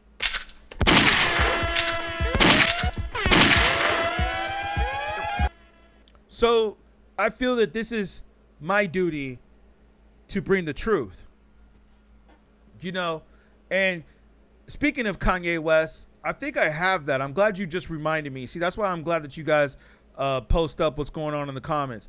Speaking of Kanye West, did you hear that he just went up on some summit, did a phone call, which happened, I believe, today or yesterday. Let's see. I'm going to see if I can pull this up because I did save it. But bear with me because, like I said, when I play the Twitter, it starts tripping out sometimes because this is on Twitter. But he called up and basically started saying that, you know, his bully went on to do #1 or his album and saying that this was like a big deal for mental health people. And I just thought to myself, yo, did they, I mean, I've heard people say this before, and now I'm really starting to think it because, you know, I've been a Kanye fan since day one, like since before Kanye was famous. And it really started making me think, like, did they possibly clone Kanye West? Not to mention that X symbol, too, looks kind of Illuminati-ish. But it's like, when did Kanye West become such an advocate for mental health? Like, I don't remember him always being that way. You know what I'm saying? Like, I remember him being more like, yo, like you said, like people wanted to call him crazy or say this about him or say that about him. Now, all of a sudden, he's out here speaking like he's the advocate for mental health and people who have mental issues. And his album was such a bubble for those that have mental. I remember how tired his whole, you know, hail. I can't probably say it on the stream, but we all remember how he did all this and that. And then he went to the rabbi in New York and then he apologized. Yeah, like I said, bear with me. It's probably going to jitter a little bit on Twitter, but let's see if we can play it. These number ones mean. If I can't play it, I'll just read what he said. But yeah. Graduations and the Watch the Thrones and all the number ones before, because as you know, like a year into the project, I went into an episode. So this right here is a celebration and a victory, a success. These number ones mean even more than graduations and the Watch of the Thrones and all the number one through four because, as you know, like a year into the project, I went into an episode. So this right here is a celebration and a victory, a success story of people who deal with mental health crises to be able to come out of it and actually have number one records with all the things that were done, with all the things that were said, and for you guys to be so forgiving and so supportive just means the world. Just means the world.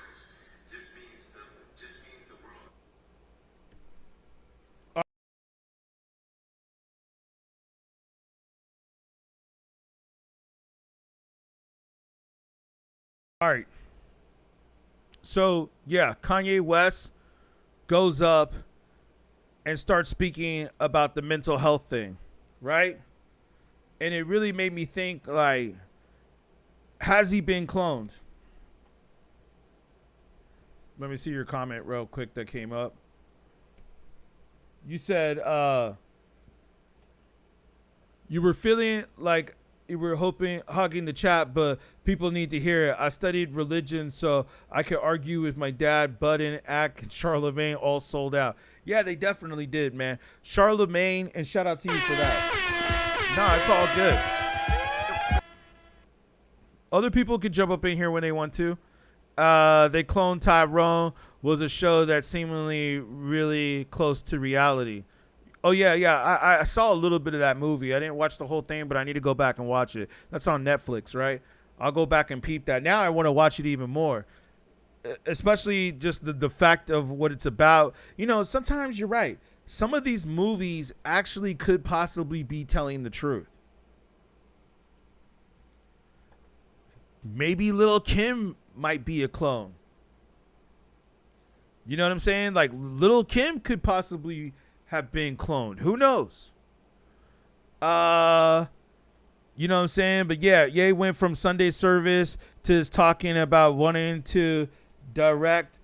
Oh yeah, I remember that corn movies. Yeah, his right hand man quit because of the publicity. Yep. Are you talking about whatever that dude's name was? I forgot. Milo or something. But I think he still works with that Monopoly dude. But yeah, the way Kanye was talking in that interview, and sorry, I wish I could have played it better so you guys could hear what he was saying. But when Kanye was talking about the mental health thing, and he said this is such a big win for people who have mental health, and no, I do not think that Bully is a better album than Watch the Throne or Graduation or even My Beautiful Dark Twisted Fantasy, which we were talking about earlier with some people. No, I don't think it's a better album than that. But I just find it so weird that he used to talk trash about that. These number ones mean even more than the graduations and the Watch the Thrones and all the number one through four because, as you know, like a year into the project, I went into an episode.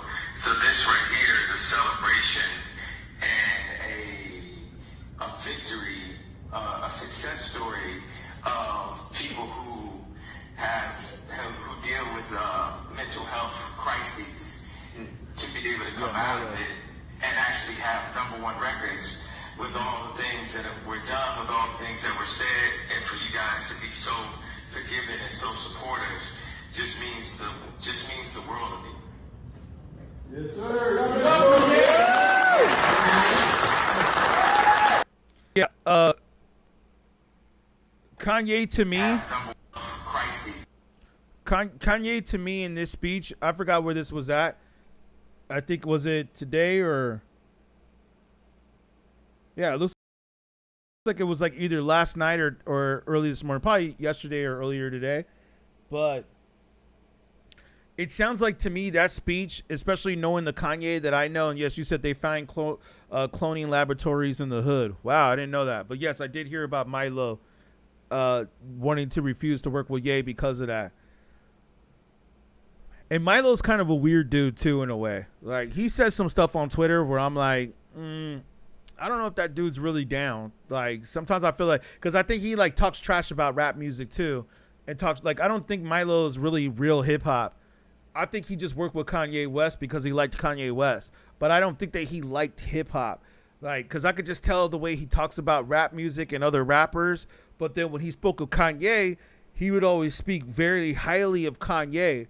But then when it would come to just rap music and hip hop culture, he would always talk trash about it. And it's like, Milo, especially coming from you, dude, you're supposed to be so-called in the record industry and so-called in the music business. You should know that it's been infiltrated by the powers that be. That's the word I'm going to use now. Powers that be. You should know that it was infiltrated by the powers that be. So I didn't really appreciate some of his takes on hip hop culture. But yes, you're right. There were some things that he did say. And the cloning laboratories in the hood, whoa, I wouldn't be surprised about that. I mean, aren't they already cloning animals? I think that is a fact, right? They are cloning animals. I think that's some of the reason why the food tastes so generic nowadays out here. Like, I'll tell you this, man. I was in South America, and the meat and the chicken, I eat meat. I like meat. So, you know, so I know some of us are vegans. I have some friends that are vegans and stuff, but I eat meat. And I'll say this. The meat in South America and the chicken tastes a lot different than the meat and the chicken over here. I'm like, how does it taste so different? I don't understand. Like, over there, it tastes like real food. Whereas, like, over here, now that I've tasted the difference. See, if you've never been over there or had meat like this in other countries, specifically like South America or the Middle East, you're probably not going to really understand. Even in Europe in some ways. But I feel like the food just tasted so much real. You know what I'm saying? Like, the food just tastes so much more authentic out there than it does out here. And it made me start thinking, seriously, like, are they cloning the animals out here and feeding it to us? Like, I'm starting to think that the food that we are eating is actually not real food. I think that they could be genetic clones. That's my thoughts. Haha, Mama, you said, and I would truly do an amazing show just speaking on all of this stuff. Oh, my God. Yeah, I agree with you. This is what needs to be talked about. You know what's funny is that this is the way YouTube kind of started off and social media. It started off talking about conspiracy theories or whatever you want to call it. But then I think a lot of people started having things happen to their channels or to their monetizations or their money. But I'm starting to think that it's starting to go slowly back towards that. And I'm going to be, you know, one of the ones to bring that back along with you. Shout out to you, Mama. Shout out to you. Yeah, I'm going to be one of the ones to bring it back because, as I mentioned earlier today, there's no balance anymore. And we have too many YouTubers out here or too many streamers out here, which I think we can all agree with, who are just not saying anything. They're not saying anything. They're not kicking any type of knowledge, any kind of truth, any kind of information. I mean, it's just like no information. Like Kai Cenat. Kai Cenat has almost 1 million people watching his stream. And what does he do? He takes Tyler on a date to Disneyland or to Disney World. Why? Because Tyler has a new album coming out. So what does the record industry say? Oh, you got to go on Kai Cenat's stream. Go on Kai Cenat's stream to promote your new album. Because why? Because Kai Cenat's like the new MTV. But, and I understand, he's getting paid by the powers that be to promote the degeneracy and the stupid shit, right? I think to a point to where he even got tired of it. That's why he stopped streaming for a while, right?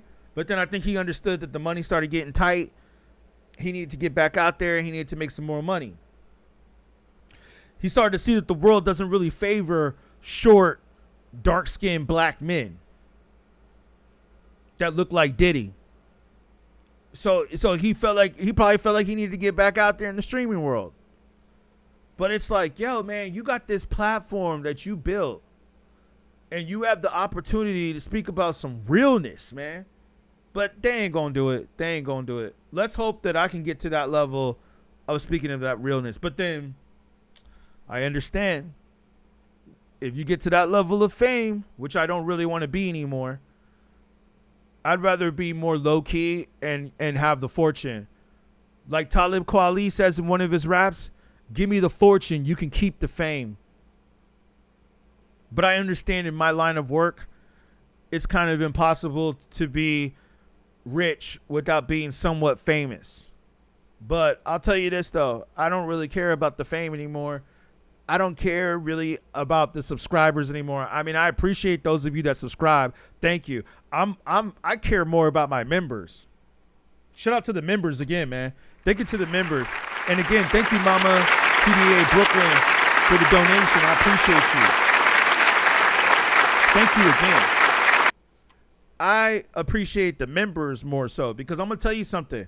Once I build this platform up enough to where I have enough members, I'm going to start just doing members only streams. These streams aren't going to be public anymore. I don't care. Listen, I already have over 100,000 subscribers, which you guys can see on my YouTube channel and my plaques on the wall. I already have over 100,000 subscribers. I feel like at this point, how many more subscribers do you need? Like what, 1 million? Let me tell you something, man. I'll be damned if I got 1 million subscribers on my YouTube channel or my whatever or any platform, and I still got to work a 9 to 5. There is no way that I should have 1 million subscribers and still have to work a 9 to 5. Look, man, I got music on Spotify. I'm even thinking about, I'm going to leave my music up on Spotify because some of it does well and some of it does pay me. Because, you know, I do beats. As some of y'all know, I rap, I produce. So I'm going to leave some of my music up there to make some money.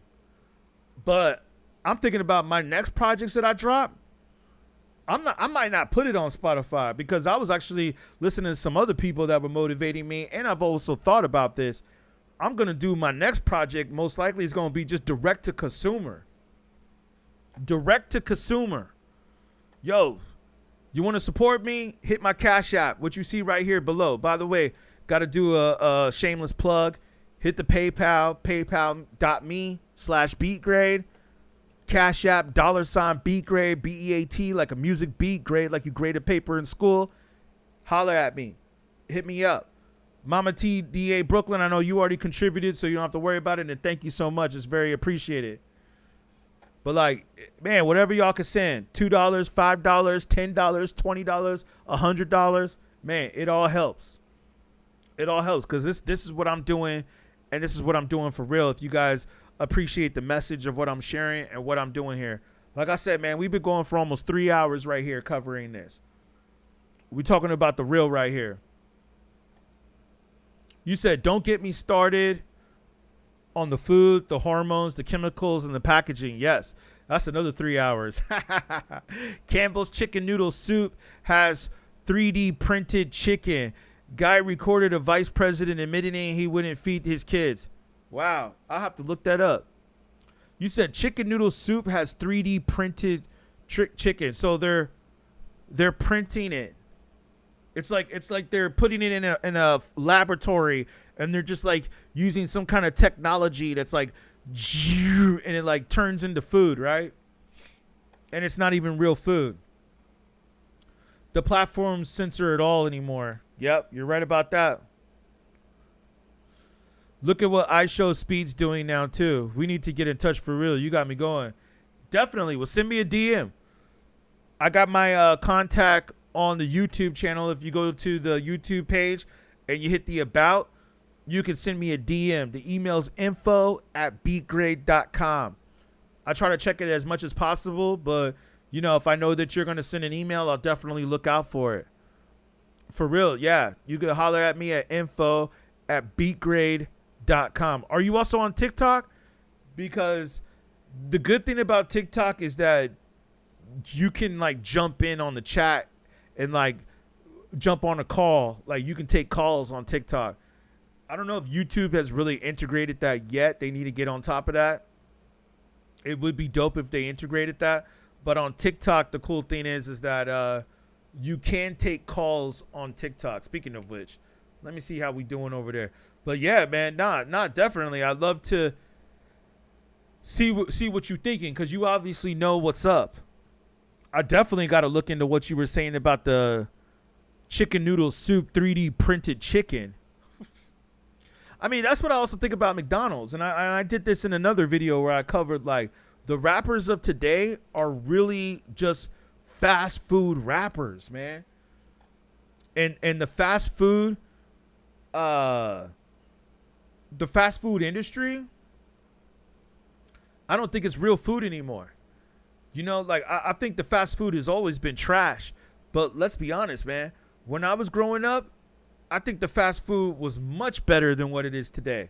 Like, today, the fast food is just trash. The fast food today is complete trash, man. Like, it's like it's not even real food. And you know what the other interesting thing is, too? Is that it seems like the portions got smaller, yet the prices got more expensive. That's the other thing that's really interesting, is that the portions got smaller. Like, I remember when the Big Mac at McDonald's used to be about, like, it used to be like that size. Now the Big Mac is like that. That's the size of the Big Mac now. And the interesting in it is that the price went way up. Whereas it used to be lower and way more affordable. Like, you could actually feed your family with $10 at McDonald's or less. Now, you're lucky if you can feed your family with $30 at McDonald's. And I think, and I know some people are like, oh, $30, that ain't nothing. I think $30 is a lot to pay for fake food. Yes, it was huge for a while. A whistleblower came out about the suit. I'm gonna do that now. I have TikTok, Insta. Okay, cool. Yeah. Because when I stream on here, I go on everywhere too. TikTok as well. So you could definitely jump on the call. Even though I take YouTube more seriously, but sometimes, you know, I'll jump on with TikTok as well. And it's all around too. It's beatGrade all around. You can find me all over social media. It's beatGrade all around. TikTok, Facebook, YouTube, Insta. Although I don't really do Instagram anymore. I feel like Instagram is now a dating app. To me, I don't think Instagram is really legit anymore. It's a dating app, and it's a app for digital prostitution to sell their OnlyFans. That's the way I see Instagram now. I don't really think it's a place for hip hop anymore.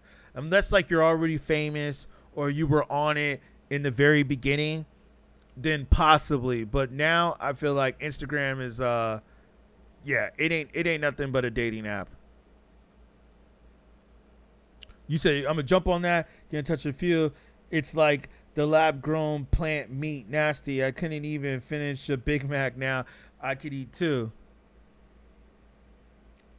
Yeah, I agree. Wait, so you're saying that you like the Big Macs now?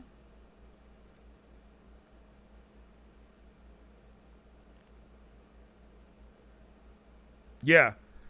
The lab grown meat. I agree with you. I think that they're genetically creating the meat. I mean, it's like, think about this, y'all. Think about the fact that what could they be doing with technology that we don't know about? I mean, think about how we're using the internet right now to communicate. And the fact that when you do your research, you see that the government and the military was already using the internet back in like the 50s and the 60s, possibly before that. I mean, before the regular person could even comprehend the internet.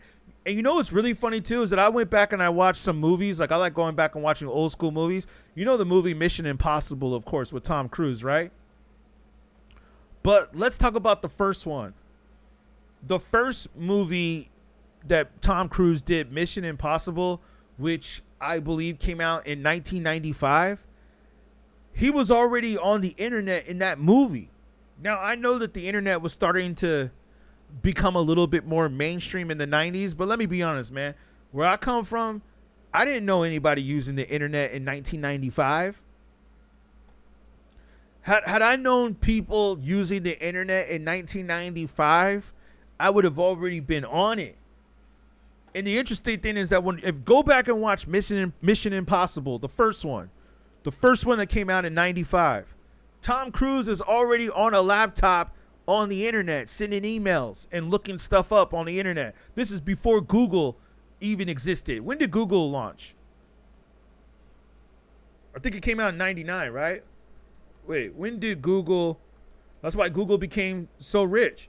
Because they said, okay, people are looking things up. 98. So like, yeah, so Mission Impossible, the movie where he's looking stuff up. And let me just pull this up just for reference. So you know what I'm talking about. So like whoever wrote that movie and whoever was doing that movie already knew that secret intelligent agents and secret agents already had access to the internet back then. And he's already looking stuff up. You know what I'm saying? Like he's looking things up on the internet. Here we go, right here. This one, just so you know forever. He's looking things up on the internet. This is back in 95, 96. Okay. This is before Google came out. If I ever got a chance to sit with Tom Cruise, I would love to ask him. This is one of the I have a lot of questions I want to ask Tom Cruise, not to mention Scientology. There's some things I agree with him on, like medication and stuff like that. But it's like he's looking things up on the internet back in 96 before Google. I'm like, how did they know to put this in the movie? This dude was already on the internet back then, searching stuff? Why? Oh, why didn't my parents tell me about this? You said you're definitely on it. You like the old cartoons on Insta. Your kids got you on that. Okay. Nice. They're mad small. All right. That's cool. That's what it's all about, man. I mean, I'm just trying to tell you, if this technology was already being used through the governments, through the secret intelligence, through the agencies back in like the early mid 90s and before that, we already know that the government was using this back in the 60s because you can look this up. They already had computers back in the 1800s. It really makes you wonder, what type of technology are they using now? They could be doing time travel for all we know. Yeah, like why don't we get a rapper? And it's funny, I haven't heard a rapper since Outkast say this. But like Andre 3000. Shout out Andre. Shout out Andre 3000. I haven't heard a rapper say this since Outkast. Like, let's talk about something mind unraveling, time traveling. That's what I'm talking about, man.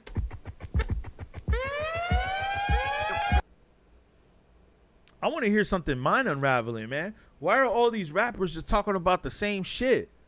Like, is there a possibility that we could have some rappers out here talk about something that's a little bit more intriguing?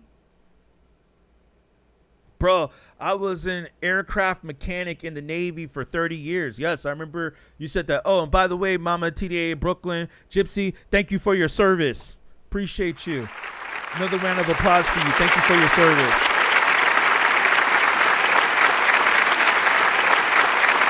Yes, thank you. You said you were an aircraft mechanic in the Navy 30 years ago, and the cameras used in the shot spotter to triangulate, man, you're using some code words right here, to triangulate gunshots are what was used on the planes you worked on then in 94, 98. Wow, 94 to 98. Wow, so you go back, like, you know what's up. You were back in the Navy back in those times. Man, that must have been crazy. Well, again, thank you for your service. Yeah,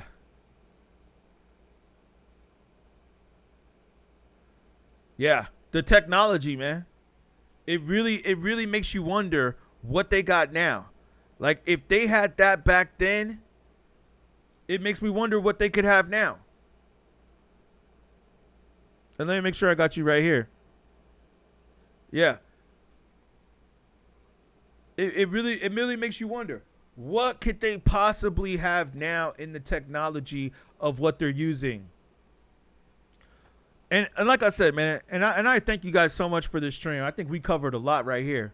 I mean, I think it's proven fact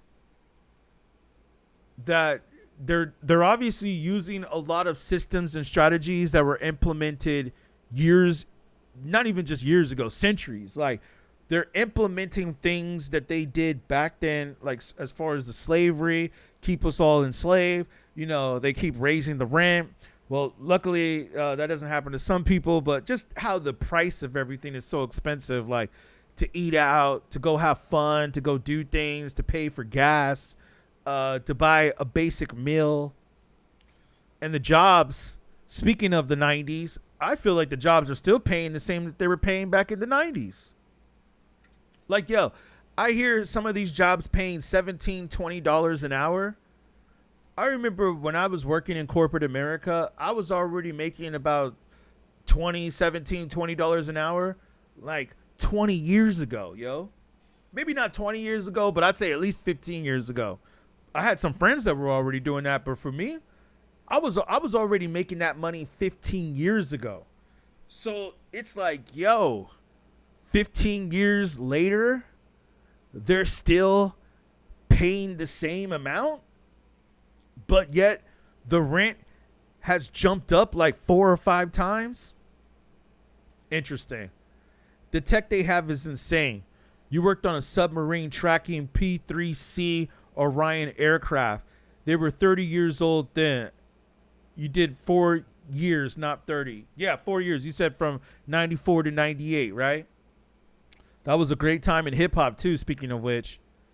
That must have been really interesting, man. Being on a submarine. Wow. I shout you out for that. I don't know if I could do it. You know, I was in military school for a minute, but that's because I was a bad kid growing up. So I got sent to boot camp in military school.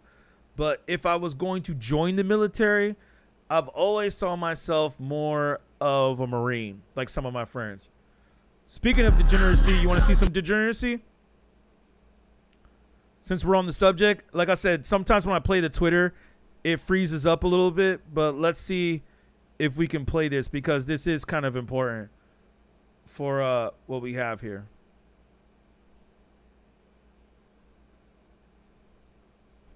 And let me get to your comment.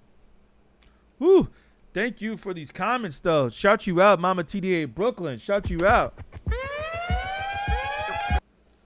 You said ham, purple, blue, peace after Jet, but I'm going to hit you up, my boy. I enjoy talking with you. I enjoy you, too. I was actually about to get up out of here, too. But thank you so much. I appreciate you. I'm going to see you on the next one. Like I said, I come up here Monday through Friday, 9 p.m. Eastern time. I think I'm going to try to go a little earlier tomorrow just to see how it goes, but at the latest, I'm usually up on here by like 9:30 Eastern. So shout you out, Mama TDA, Brooklyn, Gypsy, and thank you for the support and thank you for the super chat. I appreciate you. Good night. You have a good night. I know it's late on the East Coast. I'm on the West Coast, so it's a little earlier over here. But thank you. I appreciate you. Yeah, man. That's what it's all about. Having real people connect and real people supporting. Man, I appreciate people like that come up in this chat and speak on the truth. You know what I'm saying? Damn, we've been going for like 3 hours almost. I think I've been on here for about 2.5 hours. And you know what? I think I'm going to push this one to 3. I'm going to push this one to 3 because I said to myself, I'm going to start putting in that work. I got to put in that work tonight. But yeah, man, I want to say thank you to everybody that joined in on the stream. Let's see if there was another video here that I did want to check out that was talking about everything else. Oh, yeah, you said you had a blast in the Navy. Your sister and brother-in-law were Marines. Word up. Pops was the Army. Okay, so you come from a whole military family, whole military background. Shout out. Thank you for the emojis. I appreciate you. We're gonna get you on the next one. Maybe when I do the TikTok or something, I could try to get you on a call. I'm sure it's fun traveling to different countries like that and having fun and doing your thing. I'm not going to front on that. Yeah, shout out Mama TDA Brooklyn Gypsy. Once again, thank you for the comments. Thank you for the chats. You help keep this stream going. So I really appreciate you, and thank you for the donation. You know what I'm saying? And you have a good night. Yeah, shout out. Shout out to you. All right, before we get up out of here, let's make sure we didn't miss anything. Let's play one more clip from here about the Illuminati. So it's like a button you got to push to get up out of there. Gotcha. So he backing in. Now he backing into somebody driveway. He smack a mailbox. So now he hit the button and he get up out of there. He hit the button and get up out of there. I see the button. I'm getting up out of there too. I hit the button. Guess what? It's a mailman come out of nowhere. I run up to him. I'm like, hey, bro, let me get in the back of your truck. He looking at me like, well, yeah, no. I look at him. I'm like, bro, just let me get in the back of your truck, bro. Like, please, just take me down. Take me down to the bottom. Please, just take me down to the bottom. It was God. He took me down to the bottom. Like, if I were him, I wouldn't have took me down to the bottom. Some random trying to get in the back of my truck. Yeah, no. He took me down to the bottom, and I called an Uber, and I just left. The whole thing was just, I felt it in my spirit. As soon as I got up to the top of that mountain, it was something off. Something wrong. Yeah. Yeah. And I've never seen no motion like that. Like, where I'm from, like, 100,000, that's smooth. Like, that's hood rich. You get your 100,000, you up 100,000, get you a nice car, a little spot, you good. Like, these folk having real money. So you knew, like, based on their stats, like there was something wrong. And it wasn't even that. It was the fact of how, when I got up there, first of all, that whole mountain just felt funny. Then, when it was time for me to go, it started kicking in. When I was trying to get my Uber, and I seen that they had me at the top of the mountain, no surf, no nothing. And they came up here. Out of everybody, they came up to the... Seems like Get Out. What he went through, Get Out, like he thought he was going to go to this place and have fun. And all of a sudden, it's like some craziness happened that threw him off. You know what I'm saying? Oh, Mama TDA Brooklyn, thank you again for the support. I appreciate you. I see another $2 coming in. Yeah. Shout out.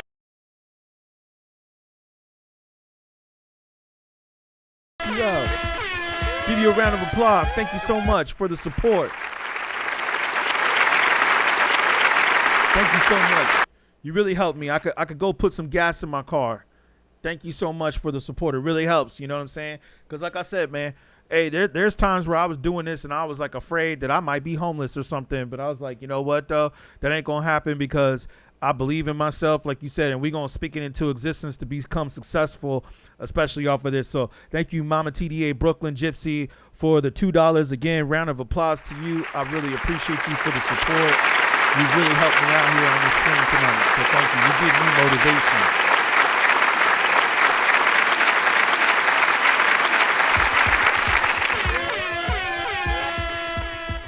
Thank you. Thank you so much. I really appreciate it. Thank you so much. You know what I'm saying? Let me see if I could heart that one. Yeah.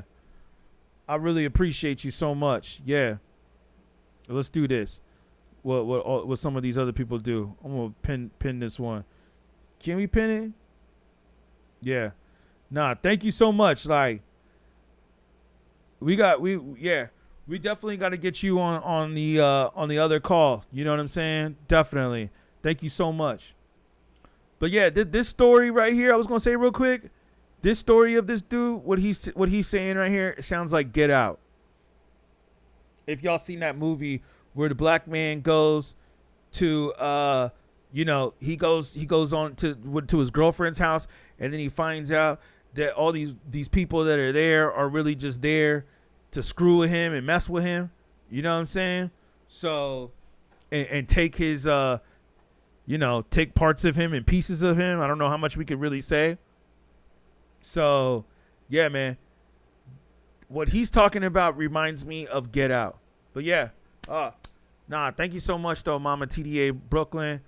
I really appreciate you. Shout out Brooklyn, too. BK in the house. BK in the house. Shout out BK.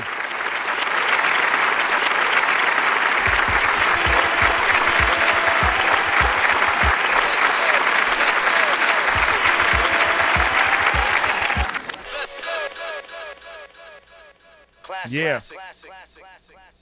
Yeah, this sounds like the movie Get Out. What he's in right now. That's what this sounds like to me. To the one spot. I'm like, man, hell no. You knew something was off. Yeah. It's crazy because you even then, like you knew from that moment, like, man, I can't be doing that. Even before you were fully submitted to Christ, and now looking back on it, it's crazy how like the devil will overplay his hand, and then you like literally, this guy's like, yeah, bro, we do demonic rituals, and it's like normal, and you're like, what? That's crazy. And now you're serving the Lord, and you're just like, dude, these guys. I think there's a big encouragement there just to let, like, our battle's not against flesh and blood, but against principalities. And okay, so just because it's catchy doesn't mean it's healthy. Let's remember this one part, and I want to see if this video speaks on anything that's real. Let's remember this one part though, that a lot of these rappers that are out here, and I definitely wanted to play the NBA YoungBoy interview. It's a short little clip. I definitely wanted to play the NBA YoungBoy where he even admits, because you got these people out here that talk about how his music is real and he's like the next Tupac and all this and that, which I really disagree with. I think Tupac already Satanism in music is nothing new. Made a lot. Parents freaking out about what their children. And let me say this real listening quick. He already said a lot way before, or Tupac already did a lot way before NBA YoungBoy has already accomplished. But I was appreciative, or I don't know if I'll say I was appreciative, but just interesting that he went up to say that the music industry is very demonic. Satanic imagery in their art or music. So are all these rappers demonic Satan worshippers who sold their souls for fame, or is there a bit more to the picture? I think there's a bit more, and that people that think otherwise are a little bit too caught up in the fear and hysteria of these images. So today I will be explaining Satanism's relationship with rap and why I think sometimes it can be overblown. First of all, rappers use these satanic images and lyrics for shock value. This is probably one of the most common uses. As we said earlier, we thought it was shock value. See, look how long ago this video came out though. This video came out 4 or 5 years ago. Now it's interesting how he's bringing up Big L. Signed to Columbia Records and released, The Devil's Son. And Big L's one of my favorite rappers, who I think Jay-Z took a lot of his style. Song was banned from the radio due to controversial lyrics. Yeah, okay. I can't repeat that part, but you guys can try to read this right here for yourselves. He says, I remember that's kind of a classic. The Poor and Dangerous was hardly promoted, and it didn't make a dent on the SoundScan charts despite early appearances from Jay-Z and Cameron. Eventually, he was dropped from the label. And not only was he dropped from the label, but other terrible things happened to him too. I don't know if Big L's really a good example. He just put lyrics like that. I don't think he was really out there promoting the degeneracy like Uzi Vert and who all those other guys were that we covered. Mafia Nas even had X. to change their name from 666 Mafia after signing to a label. So based on instances like these, it's pretty obvious that the public was not a fan of Satan in rap. So we understand why it's shocking to some, but how do rappers use this shock value? See, this is the point. For a while now, rappers have been using Satan's shock value. See, this YouTuber is off. He's trying to portray the image of it being shock value. But you see, this is what I brought up earlier, what we brought up earlier. They might have been doing it for shock value, but you got to be careful that what you practice, you preach. A lot of these rappers are not here anymore that were doing all of this so-called shock value stuff. So if it really was just for shock value, or they had to change the image up, like Tyler, the Creator. Tyler, the Creator, I think he went off on his little Satan spawn spree for a little bit, but then he switched it up, and then he went back to like his whole emo white kid Coachella feel. You know what I mean? He switched it and went back to that, which is smart, because he probably knew that it was soul sucking doing what he was doing. But you see, that's my point. This video right here that we're watching came out about probably 4 or 5 years ago, or about 5 years ago, probably at this point. So this YouTuber doesn't really know what he's talking about, because look at where a lot of these rappers ended up. For publicity and controversy. A recent example would be Lil Uzi Vert. Uzi is known for saying a variety of crazy things, like at the concert where he told fans they were going to hell with him. You can bet he got a whole lot of attention for that. He's also used we saw that already. Or is he just heavily influenced by the aesthetic of the metal artists he's a huge fan of, like Playboi Carti recently released controversial merch that was riddled with satanic imagery, like upside-down crosses and pentagrams. Again, whether or not Playboi Carti worships Satan, I can't say, but it seems more likely that he's using the imagery for his whole vampire aesthetic. And to be fair to him, the merch does look pretty dope. Lots of rappers have used this imagery for the aesthetic. Eminem used to do the little devil horns, Suicide Boys have used multiple images and lyrics, and rappers have used this imagery for the aesthetic. Eminem used to do the little devil horns, Suicide Boys. I wanted to go back to that before we missed that part. To him, the merch does look pretty dope. Lots of rappers have used this imagery for the aesthetic. Eminem used to do the little Eminem. This image right here by Eminem has always been interesting to me. Eminem could definitely be a rapper who has signed with the Illuminati. Definitely. Now, that's not to take anything away from Eminem. I think he is a talented rapper. But it's like, come on, man. You're going to put up this image, or like how Drake did the 6, or some of them throw it up with their covering the eye, or Beyonce and Jay-Z keep throwing up the rock, or they throw it like that. I mean, okay, it's one thing to throw up the rock like that, but then it's another thing to put it over your eye. Am I right or am I wrong? And then Eminem wants to throw up his symbol. Why'd you do that for, Eminem? I don't know. I just thought it was something cool to do at the time. Shh, get out of here. devil horns. Suicide Boys have used multiple images and lyrics, and Trippie Redd even released merch with devil horns and tails. Trippie Redd no longer around. Raised Christian, so it's more likely the merch he released was demon themed because he thought it looked cool. There are even more people using these images and symbols in the underground rap scene for both shock value and aesthetic. This is nothing new to music as a whole, especially when artists like Lil Uzi Vert and Playboi Carti are clearly influenced by all of these rappers are irrelevant now, including Playboi Carti. Playboi Carti has officially fallen off of evil ideology. DJ Paul even went to church every Sunday, so I doubt he was a Satanist just because of some lyrics. Similar to how some rappers will tell stories from the perspective of others, like Eminem on Stan, that's what many rappers do when using satanic lingo. Even more commonly, a lot of rappers use Satan had anything to do with that. Of evil. Tyler, the Creator, was not only known for being extremely vulgar, but also for his satanic imagery. He would use symbols like upside down crosses and triple sixes in his music and art often, leading people to he did that when he first started out, but then he changed his style later. Believe that he was a devil worshiper. In response to this, he said on the song Goblin, "Oh, that's a 336. Isn't he a devil worshiper? Because I'm too ignorant to do some research." He also said that his grandma once told him he was from hell since he was so evil, so he took that and used it in his art. Satanic imagery is clearly just a representation of evil in Tyler's instance. He has even made it known multiple times that he is an atheist, and I'm pretty sure to believe in Satan, you must also be a theist. Another more recent example is Lil Nas X, who sparked a huge controversy over his music video and his Satan. Okay, so they're just talking about the same things that we already covered.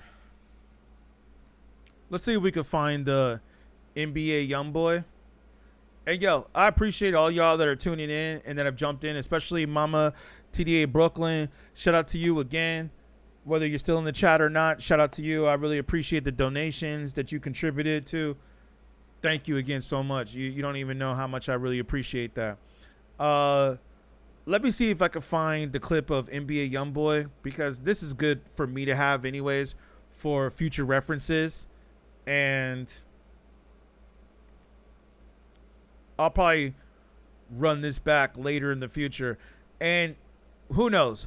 We may have to bring this up. I mean, like I said, this is a topic that never gets old. Especially the fact that we have so many of these rappers out here that are just talking about this BS and this degeneracy. And I think that, you know,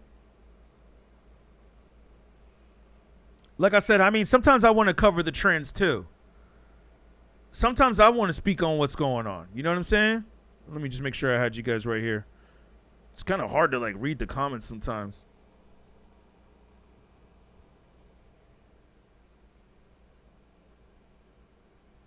And thank you if you subscribe. Appreciate you. Okay. Yeah, there's no balance now, man. There's no balance into what's being talked about and what we're discussing anymore. So I feel like this is something that needs to be talked about. This is something that we need to speak about. And also, thank you for the subscription too. I appreciate you.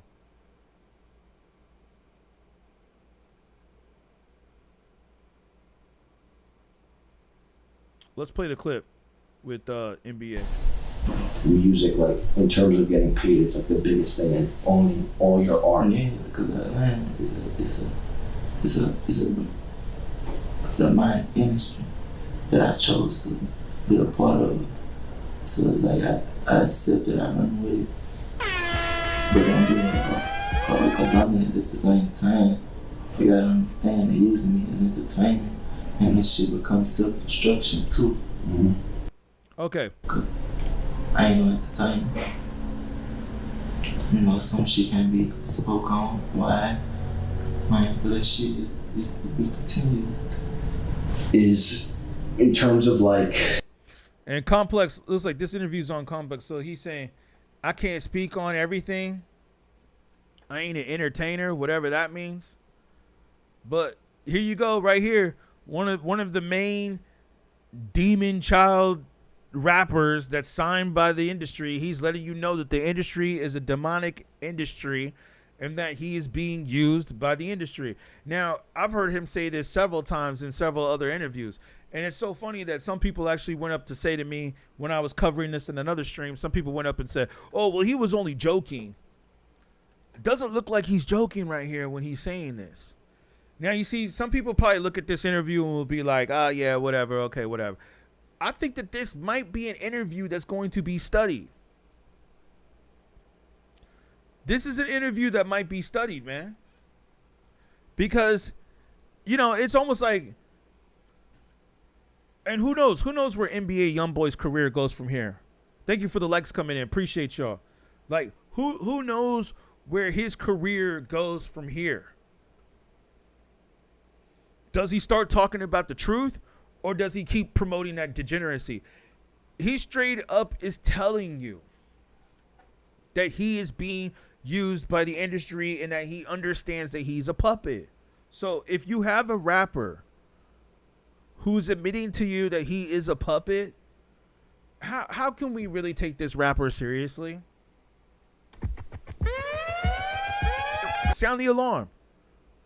Thank you, fam, for the likes coming in. I appreciate you. How can we really take this rapper seriously?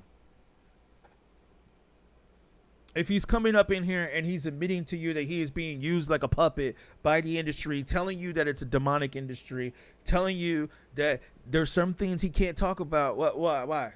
I already have a feeling, and I could guess what it is that he's talking about. They're probably telling him to push that degeneracy in his music, and that will make you very rich and very famous.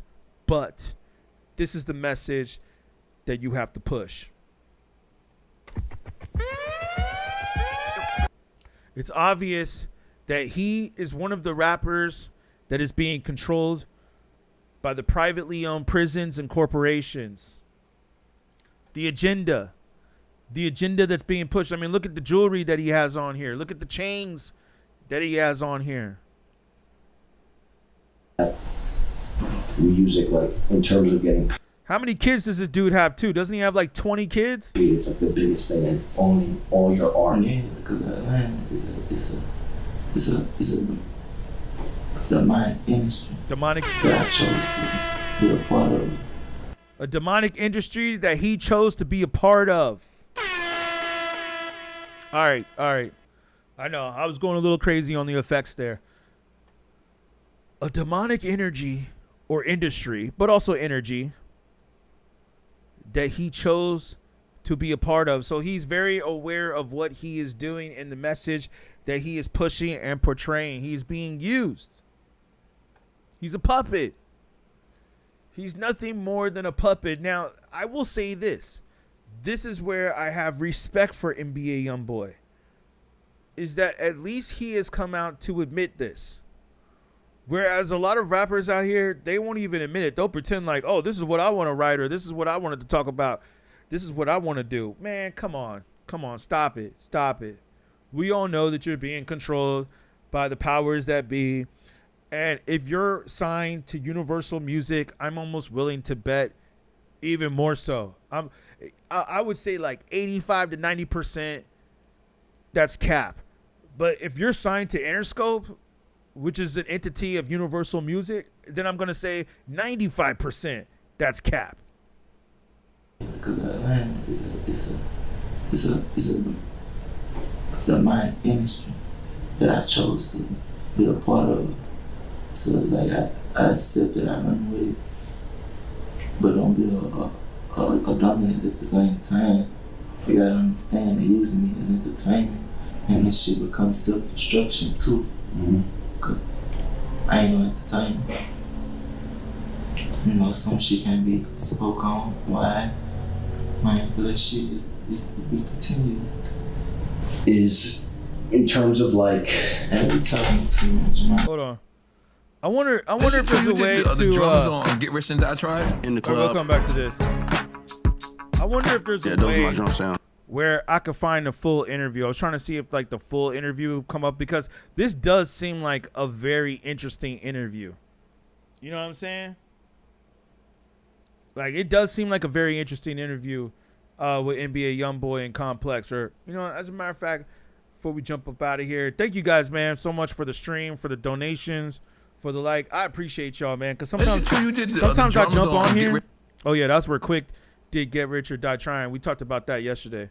But like sometimes I jump up on here and I'm like, what are we gonna cover here today? But you know what though?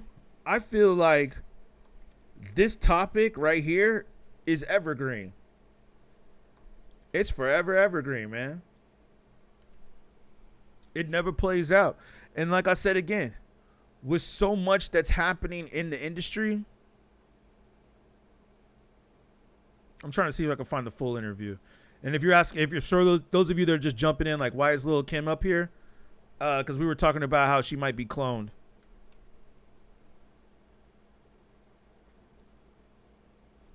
Yeah, let's see. It was Complex who did it. See if we could find it here.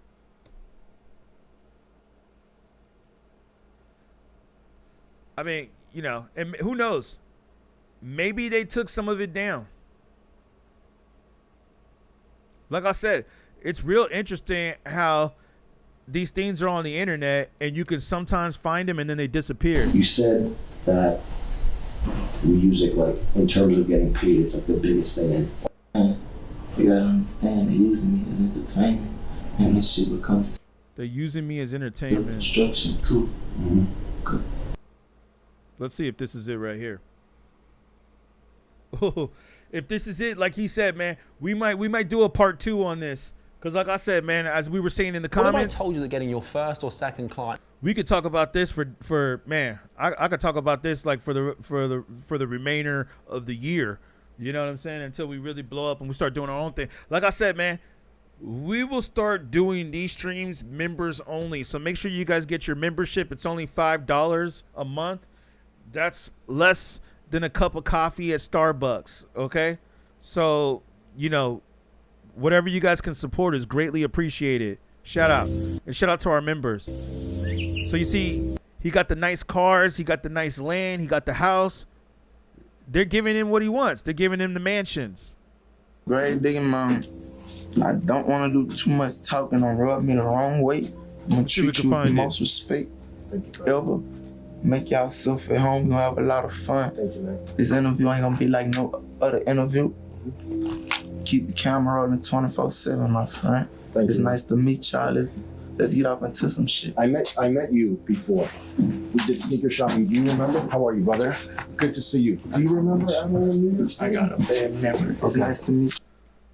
Doesn't look like they gave us the key point. Ripping down the posters is just like a collector's item. What was it like having that collaboration? I didn't expect it. Give him the money and the fame. You never know what you gonna say today that rub me wrong, and I make it something tonight and drop them all. Yeah. That's the difference with me. Nothing planned. Nah, I just want to get paid. I don't give a fuck about all that. You said that music, like in terms of getting paid, it's like the biggest thing in owning all your art. Yeah, because Linda, I got you. It's my industry. Yeah, here we that go. I chose to be a part of. So like I accept that I'm in it. Let me find the timestamp for this. 3 minutes, 35 seconds. Okay. You gotta understand they're using me. Well, I'm gonna save this video because we're gonna have to probably come back to this for the next stream. We gonna definitely stay on these topics because I think that this topic needs to be pushed. It needs to be discussed more because a lot of people ain't discussing enough about how these rappers are being used by the industry and that it is a demonic industry. And this interview wasn't that old, man. It's only a few years ago. Entertainment, and this shit becomes self-destruction too. Cause I ain't no entertainment. You know, some shit can be spoke on. Why? Man, but that shit is to be continued. Is in terms of like every time it's too much money.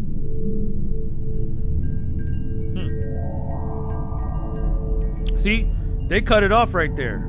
Listen.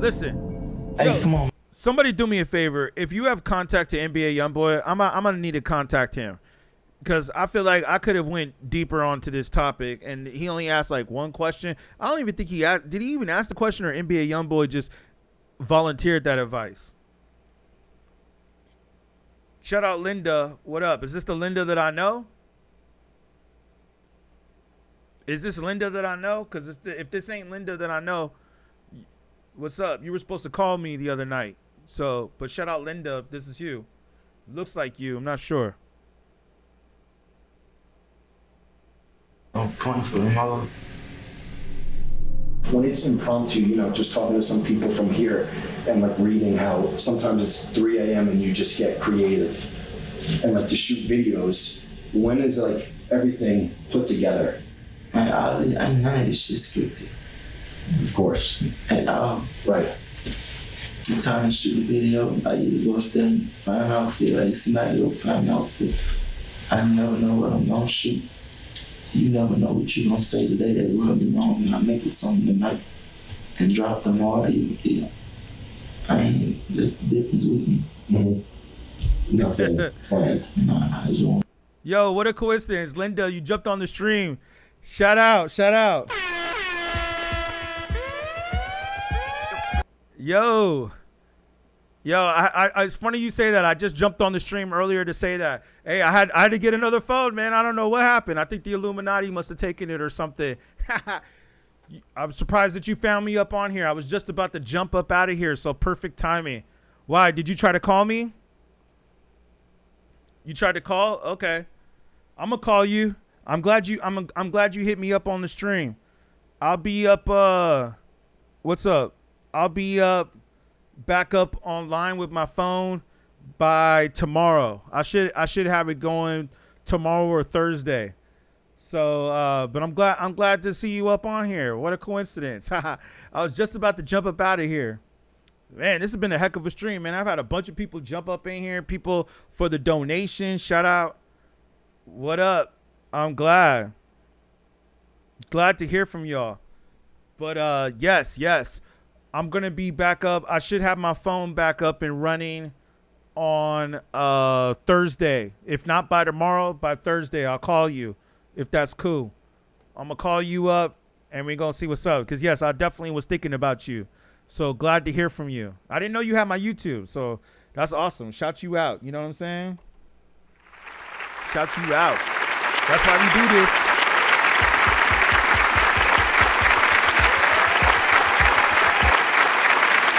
Yeah, craziness how the world goes, man. It's crazy how the world is. But you know what, though? We're going to keep it moving. We're going to keep it pushing. I don't let materials get to me. The good thing is that I got everything still backed up, or at least most of the important stuff. There were some pictures and friends and stuff like that I have in my camera or my phone that I was like, damn, that sucks. But at least most of the important stuff and able to still do what I'm doing, I still got. So, you know what I'm saying? I'm happy to say that. So, yeah, shout you out, Linda, though. Glad to hear from you. I'm going to definitely call you once I get the line back up. If I get it by tomorrow or Thursday. Or maybe I'll just hit you up later from a different number. But if not, I'll definitely call you from my phone that I'm supposed to be getting replaced on Thursday. Should hopefully have it by Thursday. But thank you for asking. I really appreciate that. I'm glad you're still around. I was wondering what happened to you. So I was making sure you're good. Good to hear you're good. You're good, right? You good? All right. We're going to play a little bit more of this NBA YoungBoy before I get up out of here. Man, we covered a lot up on here, but yes. I shoot a video. I either go up there and find an outfit, like somebody go find an outfit. I never know what I'm gonna shoot. You never know what you gonna say today that rub me wrong, and I make it something tonight and drop them all. That's the difference with me. Nothing planned. Nah, I just want to get paid. I don't give a fuck about all that. You said that. Wait, hold on. Like in terms of getting. He said, "I don't care. I just want to get paid." Right. It's time to shoot a video. I either go up there and find an outfit, like somebody go find an outfit. I never know what I'm gonna shoot. You never know what you gonna say today that rub me wrong, and I make it something tonight and drop them all. That's the difference with me. Nothing planned. Nah, I just want to get paid. I don't give a fuck about all that. Well, that's why his music sounds the way it does. Music, like in terms of getting paid, it's like the biggest thing in owning all your art. Yeah, because Atlanta is the mind industry that I chose. I love how he has a burger just chilling right there. So it's like I accept that I run with it, but don't be a dominant at the same time. You gotta understand they're using me as entertainment, and this shit becomes self-destruction too. Cause I ain't no entertainer. You know, some shit can be spoke on. Why? Man, that shit is to be continued. Is in terms of like every time it's Wait, what? See, I don't get it. Why did they stop right there, man? Like, there was such a good point. It felt like that interview could have gone so much. See, that's what I'm saying, man. I'm so tired of these fake journalists that listen, man, somebody put me in touch with NBA Youngboy. I'm gonna start reaching out to his publicist.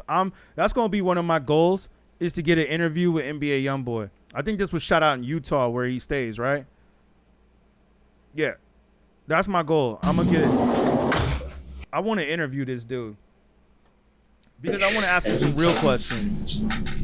Man, you're talking too much, man. Okay, so he shut it down. Every time it's okay, so he shut it down. Okay.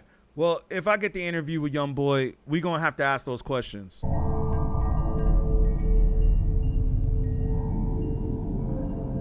Hey, come on, man. Let's record something. You haven't heard this beat yet. This is a really fun one because he's like, I want to turn up, and I was like, oh, loaded something up and played like the first 2 seconds. He said, it's loaded up. I was like, we don't know, we haven't heard it yet. So this is gonna be fun because it's all gonna be fresh. You said it, I'm going. You look at this guy. Look at that guy who's hanging out with NBA. You said it, I'm going. Like, that dude's like into the Masonic industry. Look, producer, engineer, Goldberg. So he's Jewish too. Shout out. Goldberg. Yeah, you know that he's one of the ones that are probably pushing the Degenerate music, that are probably like, hold on, gotta click something real quick. Yeah, you could tell just by looking at him right there in the jacket that he's wearing that this dude is part of the degeneracy, promoting degenerate rappers, promoting fakeness, probably like, yeah, talk about more of that. Talk about more of destruction, more degeneracy, more murder, more of this, more of that, whatever I can say. I don't know if I can say all that on this stream. But yeah, like I said, I know that there's entities that are behind these rappers that are wanting them to push this degenerate message. And that is the whole purpose of this stream. So this is gonna be fun because it's all gonna be fresh. You said it, I'm going.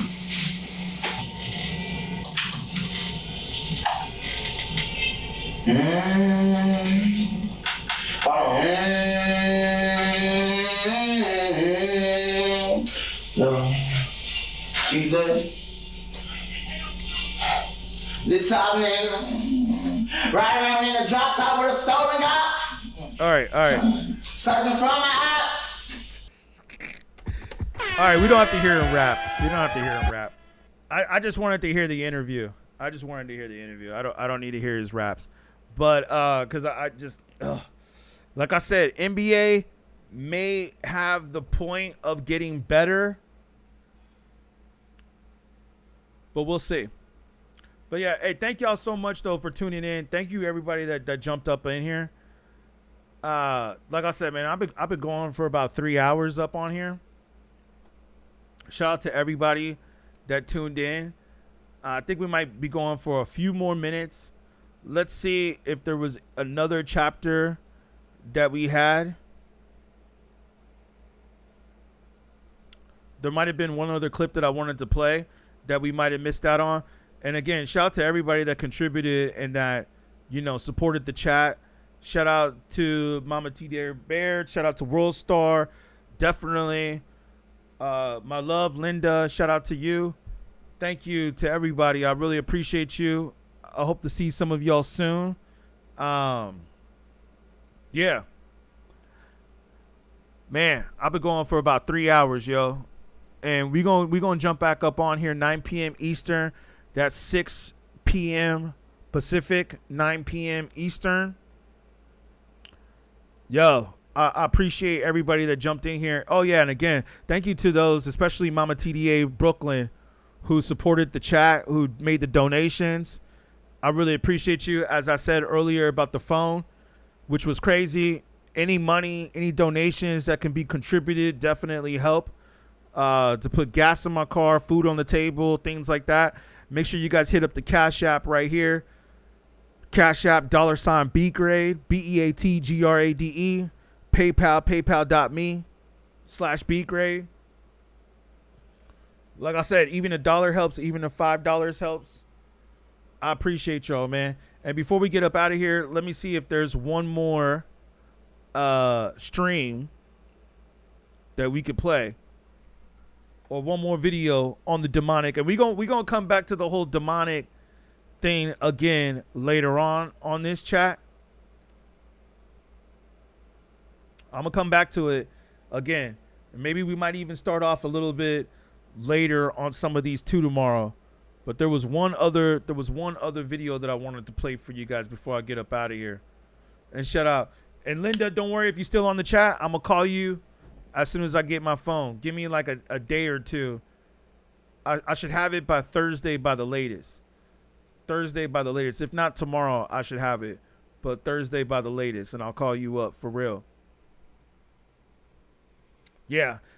I don't want to get back on the whole craziness, conspiracy of the crimes that have been going on.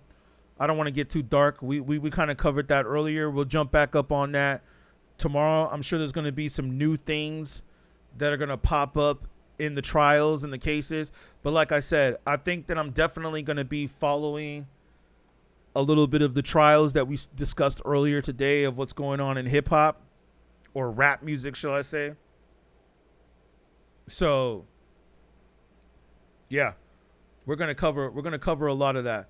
But let me go back. So I was going to leave that up because I was going to pull up this one video, but I was like, yeah, you know what? That's a little too dark. Let's come back to that tomorrow on our next stream. Like I said, I'm here Monday through Friday going through it. Yeah, the humiliation rituals. Or you wanted me to finish on the satanic. I mean, this guy was cool, but then he just started getting a little too religious for me To Leo, skipping the buy one, get one means losing 50% of his savings potential. Yeah, he started just getting a little too a work in progress. Too religious. So she helped him open a Wells Fargo Clear Access banking account with let's no pull this one overdraft fees and tools to track. Point being, some people saw Kid Cudi wearing this dress and they're like, oh. Then some people saw him wearing a dress and they're like, oh, this is the Illuminati. It's making him do this to push the agenda. This is evil. This is a mockery of the LGBTQ. Shut up. God damn. Shut the fuck up. I think people look too deeply into certain actions in the industry. And maybe that makes me a cog or whatever. Wrong. But I just personally feel like some of these dress wasn't intended for any more than a... Some of these YouTubers are stupid because if you look carefully at the necklace that Kid Cudi is wearing right here, and like maybe I should just watch this on mute because this is kind of dumb. look at his necklace. If you can see clearly right here, he's got skulls on his necklace. I mean, that's kind of, it might be like a little hard to see right there. Let me see if we can zoom in a little bit. But if you can kind of see right there, he's wearing a skull necklace. Listen, you don't just go and put on a dress and wear a skull necklace out of coincidence. This is definitely a humiliation ritual, definitely a sacrifice. And as I have said before,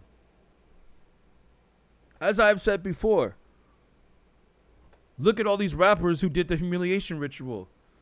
As we had said earlier, they get spit up or chewed up and spit out. That's what happens, man. And like I said, and we will come back to this later, but if we even want to go to Google real quick and we want to look up the definition of a humiliation ritual, if you guys can read this. Next to all the chats coming in, thank you so much again for all y'all. A humiliation ritual is a deliberate, structured act or pattern or behavior designed to degrade, shame, or break an individual's ego. Interesting. Or to break an individual's ego. These practices typically serve social and psychological functions such as group initiation, enforcing community rules, or maintaining hierarchical control.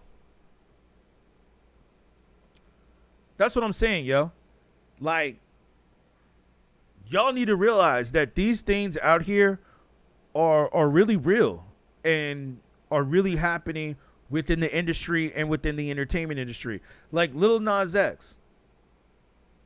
And I know we were talking about him earlier, but it's like, yo, wasn't the dude out here wearing the dresses, twerking on Satan, doing all that type of stuff? Talking about how he's gay, which is fine if that's his prerogative. But then I think he even went out, some of his friends came out to say that they don't think that he was really gay and that he was just doing it because the industry was pushing him to promote that and to be part of the whole LGBT, alphabet crew and to promote that agenda, especially amongst young black men and young people of color and teenagers. And then wasn't there like a post that just went up? I forgot like who he's chilling with somebody. I forgot who he's chilling with. Some female singer or rapper. And he's like, yo, he said he thinks that she just made him straight. So now he's talking about how he's really, or she turned him into being a straight man. So Rolling Loud happened over the weekend. Playboy Cardi's show at the 2023 Rolling Loud California Music Festival was cut short after a rowdy crowd hopped over the barricades. He was 3 songs into his set when the incident happened. The shutdown reportedly lasted for 30 minutes and cut into Cardi's set time. Nevertheless, the Atlantic rapper was able to resume his set for an additional 30 minutes. A fan claimed that she fled Cardi's performance because he sounded demonic. I'm gonna just insert that if you're a real Playboy Cardi fan, you already know exactly what you're getting into going to any Playboy Cardi set. That's just So how about this? That sounded like a very casual. How about I just got a DM? From?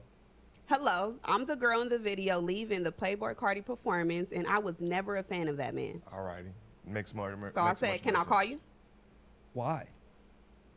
I want to know what happened. I know, but what else is there? What is there to say? It's like, there was demonic noises. It's like we kind of already saw the video, but okay, I don't know, whatever. You want to talk to her? There's two sides to every story. Let's talk to her. Okay, all right. There's the performers and there's the fans. There's two sides to every story. Now, the video can't necessarily give the whole play because we thought she was a fan. She's not. Okay. So it's already a different story. I feel like Playboy Cardi, like you're saying, you already know what you're signing up for. It's almost like some Marilyn Manson type concert. Like you're gonna. Marilyn Manson seems so much different to me. Let's just see if she says anything before we get up out of here. Yo, y'all feeling this? Are y'all still with me? Let me know in the chats if y'all still with me. Why don't you give a couple likes? Give a couple likes to the video. It helps the algorithm. Back to my channel helps us go. Uplift, encourage, you know what I'm saying? Give a couple likes to the channel. Shout out. It helps the algorithm. It helps support the channel and gets us out there for future videos. So, yeah, man, if y'all still with me, give a few likes or something like that. inspire others on how to be made in his image and on how to be the best versions of yourselves. In today's video, I'm going to be reacting to the Real Gospel Chops Woman Escapes Playboy Cardi Concert Calling on Jesus. You guys, we as believers in Christ, we have to be super careful putting ourselves in the devil's playground. Okay, too religious. Hold on. Lyrics in their songs. His name is Playboy Cardi. He had a performance Man, this is like a video. We're watching a video of a person watching another video. at the Rolling Loud Festival. But things got so out of hand. Things got so crazy. Things got so demonic that people in the audience started to react. And I don't know much about Playboy Cardi other than All right, let's get to the woman. when people went to the Travis Scott Yep, we know about the Travis Scott one, right? one person in particular That's what we'll probably cover later tomorrow. on as she left the venue because she was driven out by the demonic spirit and atmosphere that inhabited Playboy Cardi's performance. Let's listen to what she had to say. I don't know if y'all hear that. That mess behind me that I'm leaving. Why does it sound like a bunch of screaming? Like, what is even going on? That's a concert? And can we just take a moment to just say how gorgeous she is? She is so pretty. And I am so happy that she knew when to just get up and leave because her... Let's get back to the point. Like Snoop Dogg, Wiz Khalifa, and some headliners who I was not fond of. I only came for like Wiz. But French Montana came out and like he brought this whole energy with him that was just not... It was not in line with my energy at all. It was not. The Holy Spirit was like, And I just felt it in my chest, and it just felt demonic. And it didn't even have all the extra stuff. It was just the music. So imagine how she felt being in the midst of all of this. Something is not right with that. Jesus, in Jesus' name. I'm walking up and down through this whole live concert. I need to clutch my pearls because that sounds like some mess. Girl, you better call on Jesus' name. I'm telling you, them demons. See, this is the thing. And I might save this for another stream. We have the people who are demonic, who we were covering earlier, that are in this rap industry. But then we also have the people that are like these super religious heroes that are just like too much. So it's like too much of this and then too much of that. There needs to be some more of a balance. I get it. Like if you're super religious and then you go to a Playboy Cardi concert, you're probably not going to know how to process that. But my point is that, yeah, it's just, come on. Anything will flee in the name of Jesus, okay? You call on the name of Jesus. Oh, God. In your life, if you've dealt with a situation similar to hers. That's deep. I can't.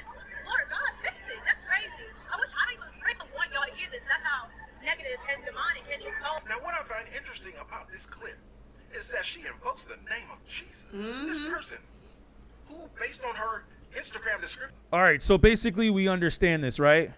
We understand that there is a holy war that is going on, an information war. I think it's more so than just a holy war. I think what's also going on here, and we were talking about this earlier about the internet being around. I think that there's an information war that's also being going on. But we could also be having a spiritual war. Yeah, shut up. We could also be having a spiritual war that's going on too. Keep in mind, you guys need to be aware. Now let's see. I'm kind of curious before I get up out of here, what this person was speaking about. Supposedly this is a doctor right here, and she's going to, I guess, explain what humiliation rituals are about. And maybe this is what the next call can be more about, is more so on the humiliation rituals. So this video is a follow-up to my previous video about humiliation rituals and spiritual abuse. So you haven't seen that one, go and check that one out. In this video, I'm going to be following up about humiliation rituals and what they look like, some examples of them. In the last video, I gave an example of prayer and how prayer is a humiliation ritual. Well, it's not, but it can be used as one in spiritually abusive environments. What matters less is what is being done, and what matters more is why it's being done and the intended effect. And so with humiliation rituals, you have to remember that there are two things. There's a message behind the ritual, and then there's also a meaning. And what I mean by meaning is like the intention behind that ritual and what they, whoever's doing that ritual, what they want to do. And so I talked about prayer, but there are some other forms that you need to be careful of. So, something that comes up that I have seen a lot are meetings and how meetings are used as humiliation rituals. So let's think about what a meeting would look like in a healthy spiritual environment or any healthy environment. Meetings are typically, if you look at how a meeting would go, usually there would be adequate notice. So party A would want party B, to have a meeting. They'll say, okay, we'd like to have a meeting. There would be some sort of agenda. You'd stick to the agenda and then you're done. And the purpose of the meeting is to exchange information. Sometimes it could be to build or strengthen camaraderie, get on the same page, things like that. In a spiritually abusive environment, you can have the same meeting, but it can be done with a very different intention and convey a very different message. And so something that you should be very careful about is an impromptu meeting. Spiritually abusive people love to rush things, and they love using the element of surprise to gain an advantage over their victims. And so somebody could, and I understand, another thing I say often is you need to be able to use nuance on this channel, because I can just see someone in the comments being like, oh, if somebody has an impromptu meeting, does that mean they're spiritually abusive? No, it doesn't. Okay. Use nuance. Let's see if she gets to the point. A lot of Jargon. jargon. It's like, oh, can we meet with you for like 5 minutes? I would just personally just say you can't do it unless you really trust the person and you feel safe. If you're in an environment where you don't feel safe, don't accept that invitation. Okay, this sounds a little bit different than where I was going with this. We'll come back to this. I thought she was going to break down a little bit more about what's going on in the business of the music. Or so you could walk. You don't know what you're walking into. You could walk into a meeting and have 20 people there, right? And they all knew about the meeting and you didn't, and you basically were being ambushed. Okay, you're walking into a trap. Well, yeah. So that it can be a form or a way of using numbers and the element of surprise to humiliate you. And so it's really important to know what you're getting into. Now, let's say that sometimes meetings don't necessarily have to be like sprung upon you like that. Sometimes a meeting will be a regular meeting, and what you thought you were meeting about is not what the meeting is about at all. And so, and even in spiritually abusive environments, that happens quite a bit. And what that does is it changes your expectations and it puts you on edge. So she has some good points that she's saying here, but like, again, see, this is why I don't listen to doctors all the time or people that study books, because you could just tell that she's just repeating what she read from a book and maybe had some experiences here and there or heard about experiences. From the way she's talking, I don't even think she had experiences. I think she's just repeating experiences that other people told her about. Gotta watch out for people like this. But I do appreciate some of the points that she made about the ambush of walking into a meeting and you didn't know about the meeting, but everybody else knew about the meeting. Sounds like something that could happen in the record industry. And this definitely does sound like something that I've experienced too, before, working at some jobs, working in the record industry. So yes, again, we're going to come back to it. Next video, I'm going to analyze, and I like Beyonce, don't get me wrong, but next video, we're going to have to look at the witchcraft of Beyonce. Is Beyonce a witch? Could she be a witch?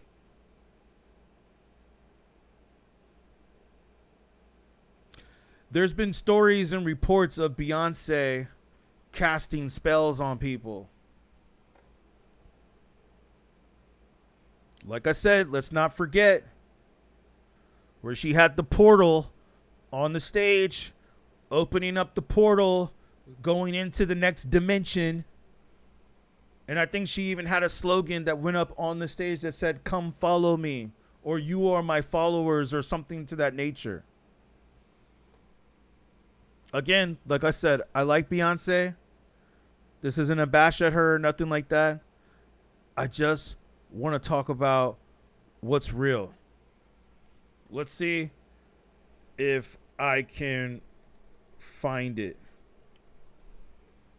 If not, I'll pull it up for the next chat, because like I said, the way I see how a lot of y'all were acting during these comments, and saying and saying the truth and speaking up, I see that these are topics that we might need to speak about. This is a topic that might have been, that we need to fill a void on. Because, there's so many streamers and so many people out here that are just talking about the same old crap. And that's what we're going to do differently.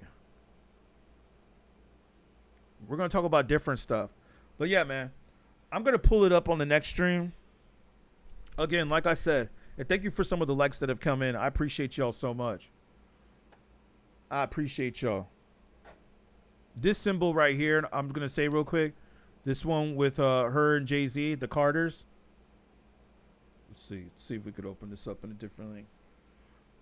This one right here is I don't even know if y'all could even break down the symbolism that is going on in this imagery. This was like what? The video where they shot it at the museum? I mean, how Illuminati-ish is this? And like I said, I'm not mad at that. I'm not mad at it. But it's like, yo, let's call a spade, man. Let's keep it real here. If we're going to put up these types of images, let's make sure that we know what they mean.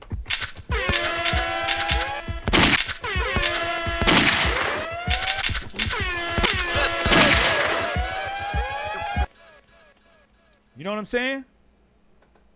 Let's make sure that we know what they mean, especially if we're going to promote it.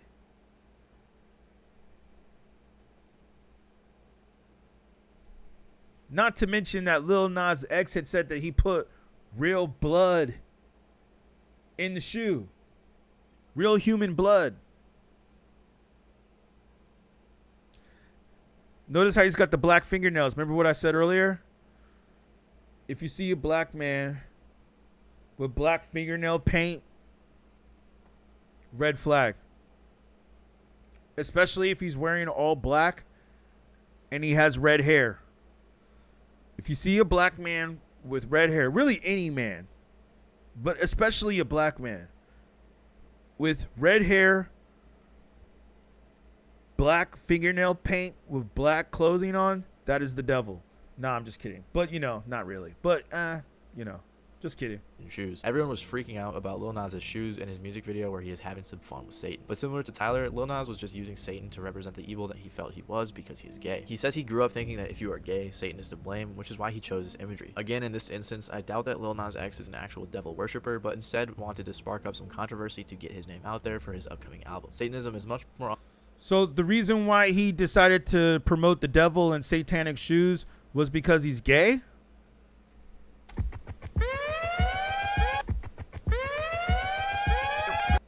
Yeah, I don't know about that one, man.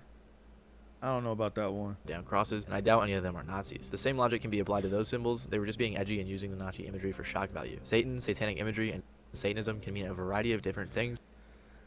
Yeah, and I would agree with what this dude has to say in some ways, except for the fact that all the rappers, mostly that he mentioned, except for Tyler, the Creator, are all irrelevant today. They're all irrelevant today. Even Playboi Carti. With his wannabe Joker ass. Joker vampire. He's like a Joker / vampire. They're all irrelevant, man. So we could say that it wasn't just for shock value. I think that these dudes really did try to sell their soul, and maybe it worked. The industry used them, kicked them out when they were done with them, and that was that. Maybe some of them are still selling records and still doing their thing, but let's be honest, they're not as relevant as they were then. I don't even know if Rolling Loud is really even a thing anymore. I mean, you know why? Because kids grow up, and then they realize that maybe a lot of the music that they were listening to was trash. Not me. I think I've always had a pretty good ear. But some people out there will know that music is trash. So anyways, thank y'all for tuning in. We're going to get out of here. We've been going for nearly 4 hours. I think I'm going to try to jump on here a little earlier tomorrow.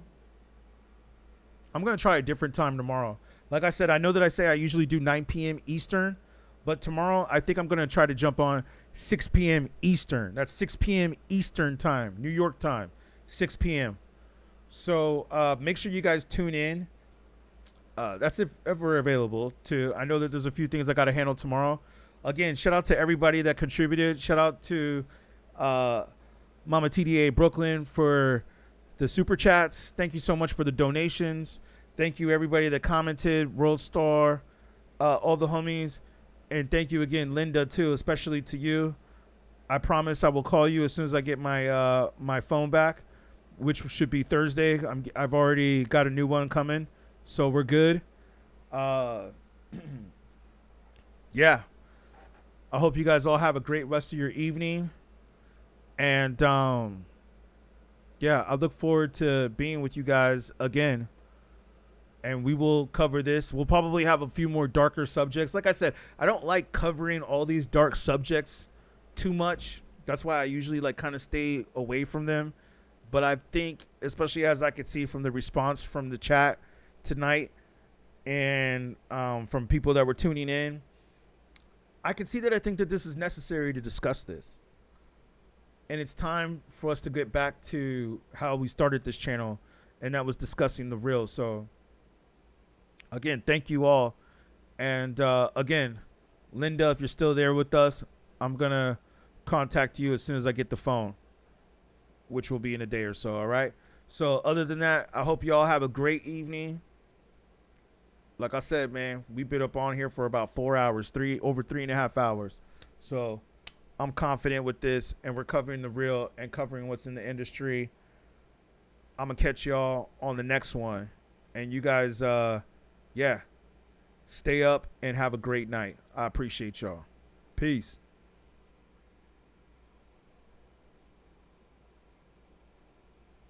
Or just kidding. No, I'm just kidding. Should I keep going?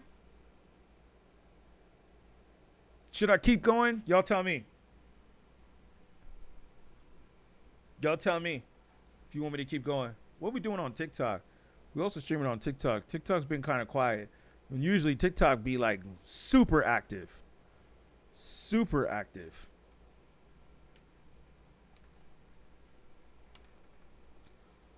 Should we keep going? Tell me in the comment section if you want me to keep going. I'll give it about another 30 seconds if you guys want me to keep going or not. Because, you know, I feel like there's still some other stuff I can cover here, but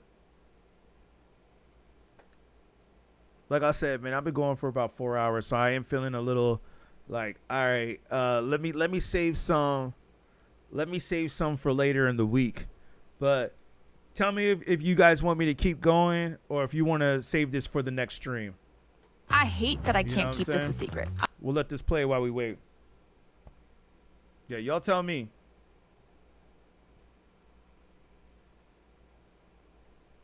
We'll let this Lil Uzi thing play while we. In the past 8 years, Lil Uzi Vert has gone from an underground rapper to a household name for rap fans. In the beginning, he was just a wholesome, happy-go-lucky guy, but pretty soon, fans began noticing there was something underneath. As over time, Uzi began getting darker and got a little too comfortable showing that side of him to his fans. But it wasn't anything crazy. What really surprised fans was when he began making references to the devil, aka Satan. And ever since he's began, it's only gone worse and he's never stopped. My name is Rashad Bashir, and today we'll be diving into Lil Uzi Vert's deep history with Satanism and answering the question once and for all. Is Lil Uzi Vert a Satanist? Earlier this year, Lil Uzi shocked fans after he rolled up to Rolling Loud in an all-red outfit with spikes, demonic contact lenses, and a belt fashioned with pentagram patterns, a symbol associated with Satan, and reciting the lyrics of an unreleased song saying, "I make a city girl believe in Satan," one of the many references he's made to the devil over the course of his career.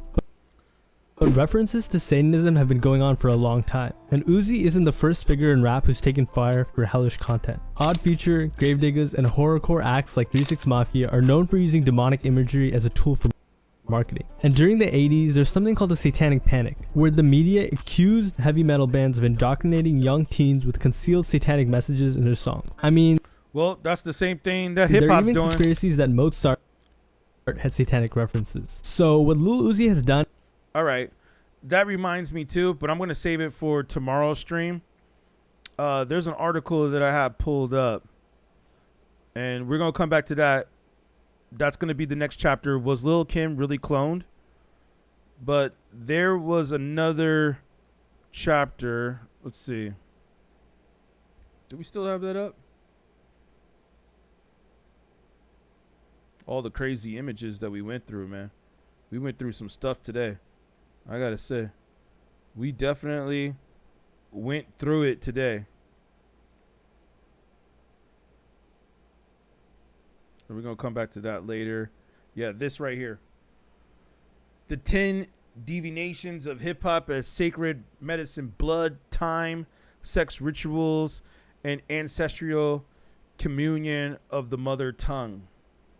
Man, they're breaking down some stuff in this article which kind of reminded me of the movie Sinners. For those of you that have seen the movie Sinners, y'all know what I'm talking about, right? Sinners kind of spoke about this. About, you know, and I think that I actually heard, for those of you that saw Sinners, spoiler alert, or that you didn't, but I would hope you've seen it by now. We all know that the movie was about vampires, right? I mean, come on. Like, Michael B. Jordan won the Oscar already. Shout out to Michael B. Jordan for that. He got the Oscar. So we know that the movie was about vampires. I mean, they performed this and portrayed this at the Oscars, right? Even one of the main vampires wore the vampire teeth to the Oscars. All right. But I read, and I don't know how true this is. We'd have to ask Ryan Coogler, the director, who also wrote it, who also won the Oscar, too, for screenplay. We have to go back and ask him, but I think I heard that when he originally wrote it, he wrote it to be the devil, not vampires. But he changed the metaphor to vampires because he didn't want the movie to come off being too racist as like, oh, you know, you're trying to make the white man the devil and all this and that. So he changed the metaphor to vampires. But they definitely talked about rituals in music and things that went on in West Africa and West African cultures, which now that I think about, I'm going to break down a little bit more tomorrow. That could be more of our stream for tomorrow. We'll break down the whole Sinners movie and what that was about and, you know, the rituals that went on in West Africa that are very similar to what's going on today. And I think a lot of people miss the point of that because if you really watch Sinners, that movie had such a deep point of view that it really wasn't just about vampires. Like, for people that don't know what the heck is going on, they probably would just be like, oh, yeah, it's about a vampire movie and racist people. And then, you know, he shoots the KKK there. I mean, I probably can't even say all that, but you know what I'm saying.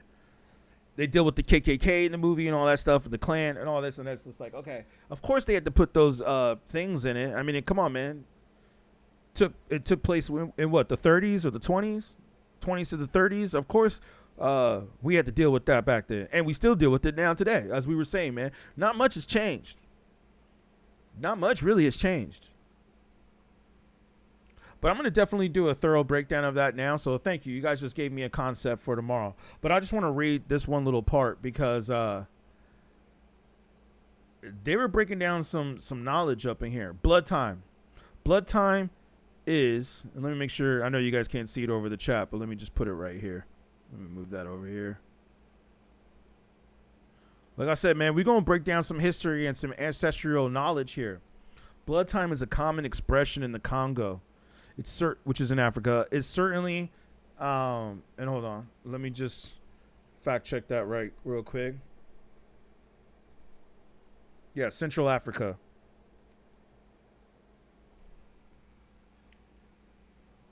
Blood time is a common expression in Congo. Is certainly a bedfellow of hip hop. Blood time is a latent in the tongue, ultimately released as a song or chant. The mind is considered a core instrument, a player of patterns. A healthy mind is always unlocking new modes of linguistic expression. A good rapper can rhyme with Tiffany's. I'm not going to repeat that. Another phrase common to Congo people is Dikita, which means a strong heart, a strong mind beating. A blood beat is Dikita, where the heart and mind synchronize to create art. For African and African American people, art is participatory. Okay, like you participate in it. As in hip hop, it entails call and response, and its energy moves through the whole clan. The passive state of spectership art in the West has come to entail a practice where we mostly fetishize rather than ritualize our divine origins. The opposite of blood time, Dikita. Remember what they said earlier, Dikita means a strong heart and a strong mind beating. When one doesn't participate but merely receives passively the beat in their ear or eye, the inner pulse of the heart is lacking. Hence, Technotronic's classic rap hook, pump, pump, pump it up. Woo! Man. They're breaking down some knowledge on this one. Yeah, I'm going to have to remember this article.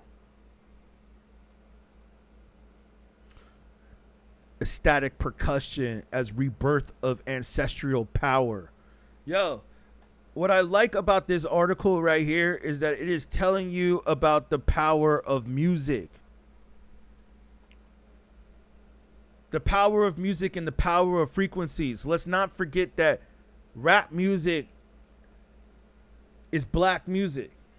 Now, yes, we can invite other cultures to be part of it, but we know that it formed in the black urban communities in the Bronx of New York. But like I said earlier on this stream, KRS-One says that maybe this is the ancient knowledge that came from Egypt and has now been rebirthed through hip hop. So now the record industry and the corporate entities and the aliens that want to control the earth, the reptilian race, they probably said, we need to find a way to control this hip hop because this hip hop has the power to set people mentally free. Mentally, spiritually, and financially. I can go off on this, man. This could be a whole nother 3 hours right here. But you know what? We're going to save it for the next stream. I didn't get any communication in the chat if you guys want me to keep it going. So I'm going to go ahead and end this one. But make sure you guys tune in tomorrow.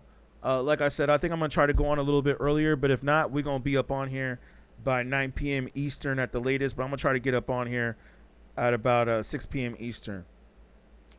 Thank you guys for tuning in so much. I really appreciate you. Shout out to everybody, again, that was in the chats. And we're going to pick up right here where we left off. This is where we're going to continue tomorrow. The sequel. I appreciate y'all. And for those of you that are still with me, I will be in touch with you. Thank you. Peace.